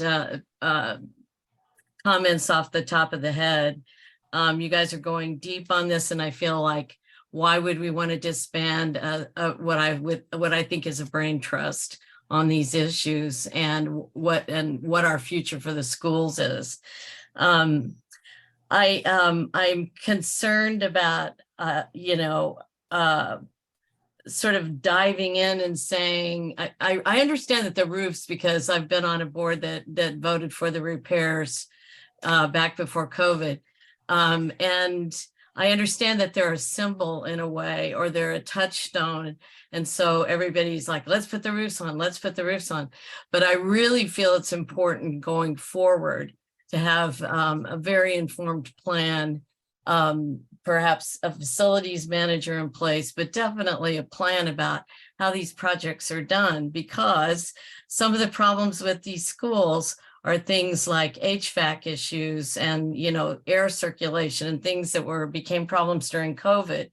And one of the speakers was talking earlier about, HVAC on the roof. Well, that doesn't make a lot of sense if you've got a brand new roof on there and now you're going to have to alter it. I just think this stuff is, there's no concerted project with a plan behind it. So I would urge us not to scurry to make quick repairs that feel good because they were put off before, and make some bigger mistakes. We also have complicated ground ahead because we have kids being displaced and their learning experience being totally disrupted with this level. And I'm not going to just call them repairs. It's really renovation, because a lot of the stuff we're talking about is much deeper than repairs. And these buildings are much older than the typical school that goes through maintenance. So I think I just want to caution us about the process of doing this and getting it right. I also think that we're in different ground because there's just not as much state aid share in repairs and renovations versus the option that was on the table in the referendum. But back to the referendum, I think I really like the idea of the postcard to the voters, because I don't see how that's offensive in any way, because it's a record-breaking referendum turnout. It's more like 1800. Everybody calls it 1700, but I call 1791 1800. And it was like 500 yes and 1300 no. So those are huge numbers. It's an historic vote. I think it's perfectly wise to find out the why of that. And the why in my world is the heart of the 5 W's. It's really the part that you take forward, that it's the part that history books are written about. It's the nut of what you need to know. And to sort of say the why doesn't matter, I think is really abandoning what the work ahead is. I think that I agree with Christina that this was like such a complex process. The very fact that the referendum question itself has to go at the gross cost of the school, which this town would have never come close to paying, would have been less than half of that. And I think, and not to mention what other aid there would be or federal earmarks for a town that hadn't built a new school for a long time, but it's water under the bridge with this vote. And I do think that the complexity of the message was played a major role, and then it was coupled with a campaign of confusion by many. So I would urge you to clear the fog of war and seek some clarity in what the vote meant. I think that's just the thing that we should do. Keep in mind that the repairs and renovations are about things like air safety, circulation, ADA compliance, and that there will be also the unknown, what lies beneath as things start getting ripped up. So that could affect the costs, which are really old figures. And it's also a laundry list, or really it's more of a grocery list of things that need to be done. If you look at the FARS report, it's not concerted project areas. And again, I think it needs that kind of coordination. So it's this long grocery list is kind of without any meal planning behind it. So it needs to apply the meal planning to really be a smart use of taxpayer money, in my opinion. And last, I want to address something that was said about me. Well, before that, about the whole land issue and the first select woman's the tax on her. I agree very much about what Kylie just said, but I also think there are plenty of controls in place. When you're dealing with a school project, the state has eyes on everything, and it's done according to Hoyle. And I know this SBC knows this. I'm saying it mostly for the public at large. You guys get 2 appraisals done by reputable, long-standing firms, and you take an average of that, and that's the figure. It's not, if there's a land deal that could be much cleaner than that, I don't know what it is. There's not that perusal in just about any other kind of land transaction. So I think there was a whole lot of misinformation and throwing darts at the board and missing by a mile in those attacks. So I want to mention that. As far as what a speaker before said, I just want to address the fact that I did do some phone calling in a pro school or yes vote way to people on my own time. And I had many good conversations with people, including his wife, who said up front that why she was against it. We talked about the whole thing. She had some actually really good ideas. And so we had a really good exchange, and we agreed at the end that, we felt better for the exchange of ideas. And I had learned from her and she learned from me. That, to me, folks, is what democracy is all about. And I'm sorry, but I'm going to continue working on my own time for ideas that I feel are important. And I can separate that from what I do in my job and what I do in service of the town day to day. Thank you. Thank you. Matt? Thanks. Just regarding state your name so it's on the recording. Yeah, Matthew Clark, 42 Burt Latham Road. Regarding the discussion of the survey tonight, this committee did surveys before the referendum. And now it appears you're going to do it again in order to enhance communications, I guess. I think you're going to get the exact same result again. I can tell you for sure that a mail survey on a postcard, as proposed tonight, will not be representative of the public's views. Your response will be very, very small, very low. And a low response rate means you're only going to get people who feel very strongly on one side or the other. Your curve is going to look like a horseshoe. You did a survey before and that resulted in about 50-50 results for a new school.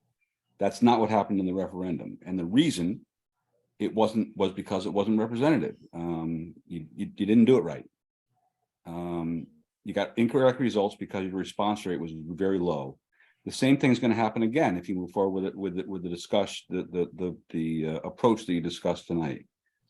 A survey should be done in waves, three times, with letters from Erica and Mike and the minority as well, asking people to participate.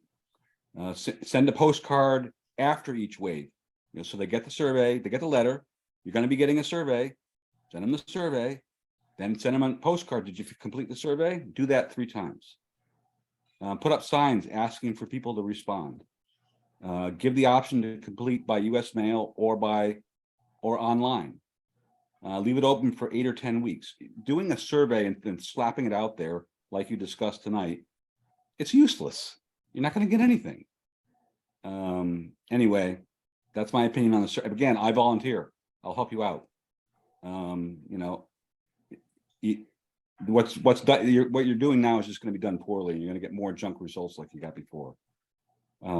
So regarding the enhanced communications, I don't think that this plan failed due to lack of communications, but other people feel differently. So, okay. Regarding the thought expressed tonight that we want to put items on the agenda for the next meeting, excuse me, that we want to have change our president to speak.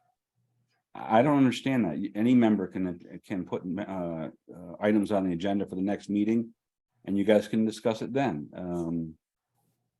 I don't understand what's wrong with it. I would say if town leaders want to add a Q&A, that's fine, but I would not support replacing one president to speak with a Q&A. Let the public decide which way they want to participate. If they want to ask questions, they can ask questions. If they want to express their opinions outside of a question and answer, they should have that opportunity as well. Thank you. Thank you. Check back in the room. Okay, M's iPhone. Hello, Marisa Pelletier, 227 River Road. So I've been listening to the whole meeting and I've just had a lot of thoughts swimming around my head, and I'm just really surprised. To me, it seems that in talking with members in the community that there was a lot of a consensus that there was a lot of valid concerns that just remained unanswered. There was a lot of unknowns surrounding the school. You can see this on Facebook. You could have a conversation with people in the community. I don't know how much of a bubble you might have been in to think that it was going to be overwhelmingly positive. I think what was the frustration for a lot of people was that there was questions that were being asked, and then their questions were met with accusations of misinformation. I keep hearing that word, misinformation, and I think what is frustrating is that there's never a correction from that accusation. So you'll say that's misinformation, but then you can't provide me a reference to prove otherwise. So it's just, in effect, it's dismissive, because where is the resource? In pointing to hours upon hours of YouTube videos, which I do try to listen to, doesn't really point me to exactly the information I'm trying to find out. And I know I'm not the only one. There was bias that was displayed by SBC members, and of course, everyone's going to have their own opinion. But I think that there was a little bit of overreach with some members, and I do think that moving forward, how can we trust that SBC members can look past their personal goals and make decisions on behalf of what the town wants. We're already talking about possibly a second referendum. You're not listening. And then there's a lot of generalizations made. And this is the most frustrating part. And I think this is why you're not going to get a lot of response on a survey, because as soon as you express any sort of concern regarding the new school, it's met with a label of conspiracy theorist, or you're against the children. 2 words, tinfoil. That's pretty offensive and dismissive, and it's frustrating. Who's going to want to speak up if they're going to be immediately insulted? They're going to speak with their vote, and they demonstrated that already. We already voted.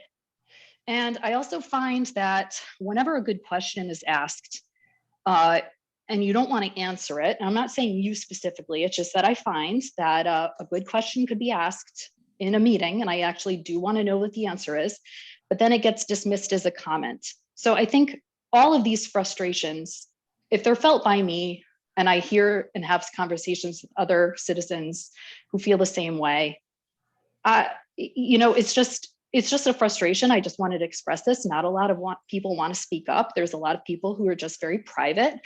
And so I just wanted to communicate this. And I just did have one other question. You don't have to answer it now because it is really a sincere question, but I do see that there are a lot of grants and grant opportunities for Connecticut schools. And there's one that's through Public Act 22-118 for an HVAC grant for overhauling HVAC in older schools. So I just wasn't sure who's in charge with applying for these grants, and is this something that we're looking into? But thank you for your time. I really appreciate it. Thank you. Samantha's iPhone.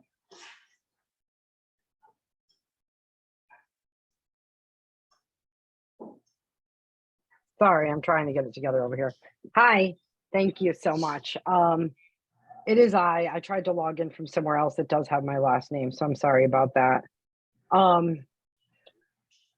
Just my name state is your name Samantha so Hills. it's on the recording. Oh, Yep, sorry. yes, I talked yes, right my over name- you. Sorry. It's okay.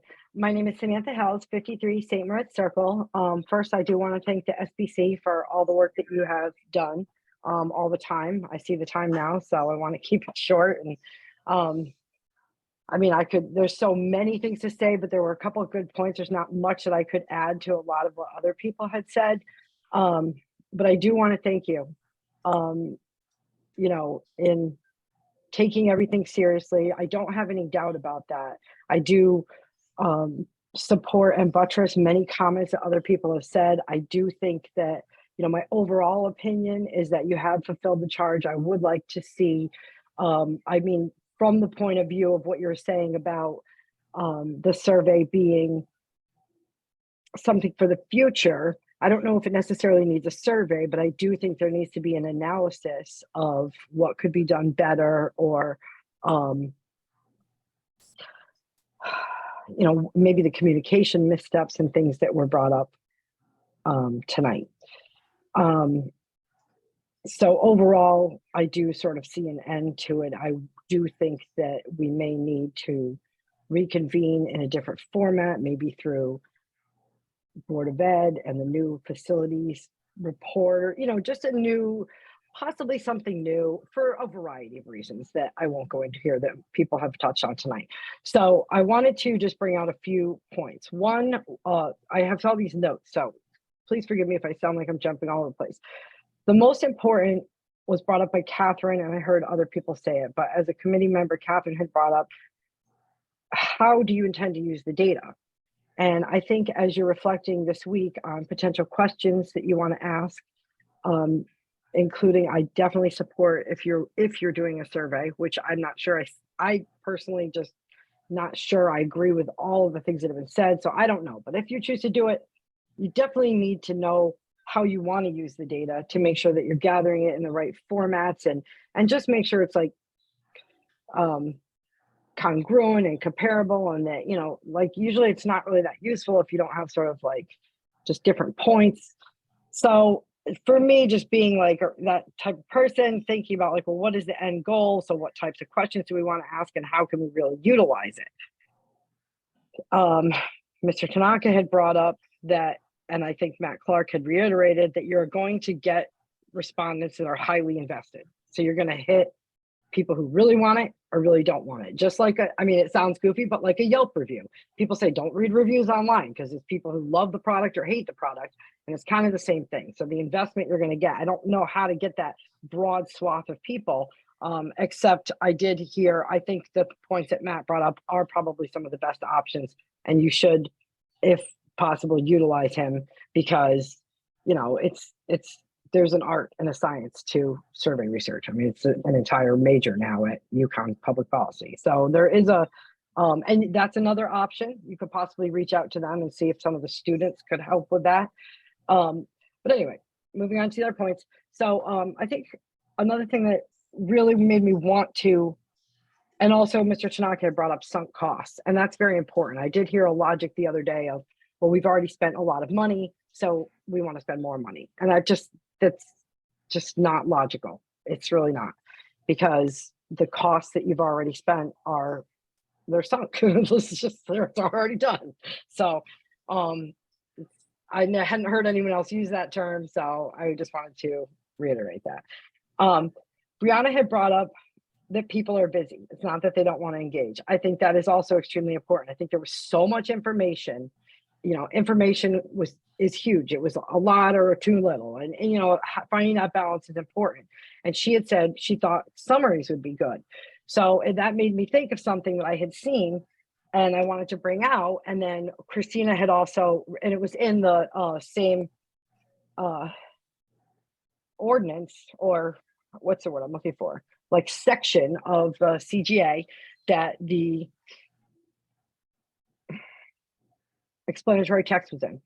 And I just don't know if people are really aware of it. So it's under 369B, there's a section C, and it's any municipality can provide by ordinance, preparation, printing, dissemination of concise summaries of arguments in favor of and arguments opposed to local proposals or questions approved for submission to the electors of a municipality at a referendum for which explanatory texts are prepared under subsection A, which is just describing it. It basically goes on to the ordinance will provide an establishment of a committee to prepare the summaries in accordance with procedures which are set forth in the ordinance. So this would be, I would recommend that you recommend, or somehow, you know, well, I'm talking to you, so to the Board of Selectmen, I think this would be an extremely useful committee to have. Not just, I don't know if they could do more than just use explanatory language to describe local proposals, but also could perhaps summarize some important meetings and things going on in town. And I think that if you have, one of the complaints or things that you've heard is people feel it's biased, people feel that it's stacked. I think that if you had, and so you had people saying, this is not true. I was one of the people saying, hey, I don't think this is true. I didn't get to weed through all the information. If I saw something that I thought was blatantly not true, I would say so. But yet some people might turn to that and say, yeah, that's not true. You know how it goes. Go from one side to the other side type thing. And I just think that having both sides represented, including people who are opposed, would have given a reliable source. And on this committee, you could put people from different angles, different political parties per se. I wish things weren't a party issue, but I think that that would do a lot to increase people's trust and reliability, and then that would become the source of information.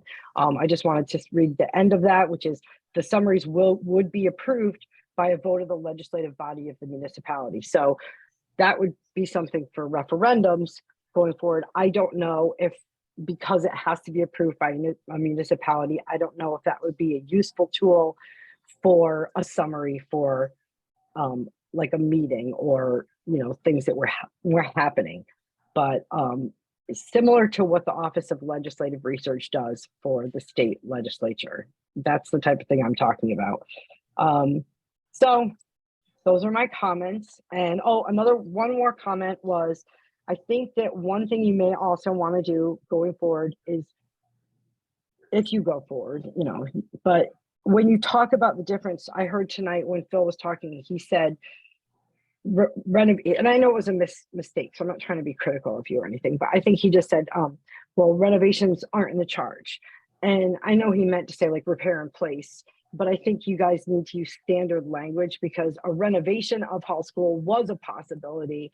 So I just want, you know, we should try to standardize this language so that as people are talking about it, they don't go, well, they said this and they said that. If you get what I'm saying, somebody can say, oh, they said renovation this or that. So it ends up being just clear communication is so important. And I think that's part of it. So make a clear distinction between a renovation and a repair. Because in my understanding, the renovation included combining the schools and it was, you know, a more expensive option. So we're talking about a different mini reno project or something, then you need to clarify that. So thank you very much. And I hope everybody has a good night beyond this.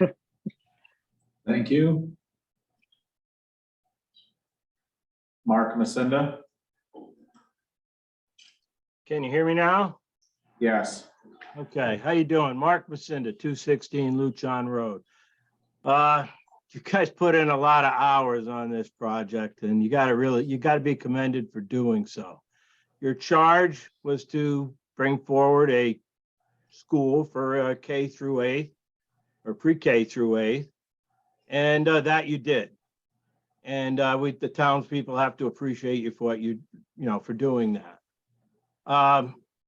Townspeople did speak and they rejected that proposal, which is was pretty clear by the number of people that voted. Now, as Phil Stevens said a little while ago, your charge was to bring forward a pre-K through 8th grade school. You're still sitting with that charge. That charge does not say bring back a second K through 8 proposal. You brought back the one you did and it's done.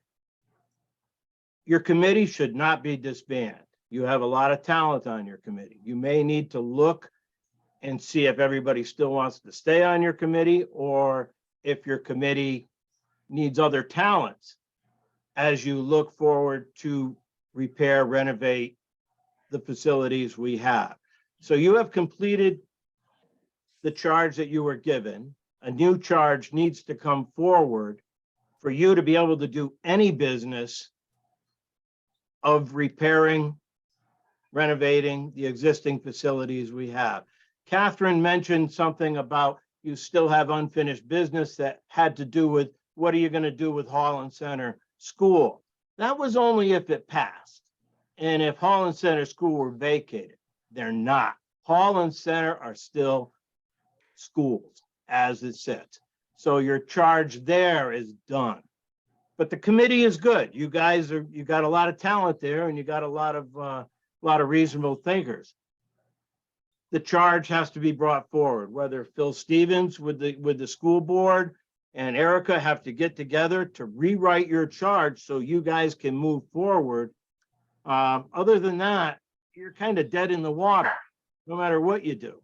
So without a charge, you guys are just there because I don't think you can bring forward another school with the charge you have. Guess that's it for me. Thanks. Thank you. Last call in the room. Last call online. Motion to return. Can we get a second on the motion to adjourn? Second. All those in favor say aye and wave good night. Thank you all for your time. Wait. 10:08.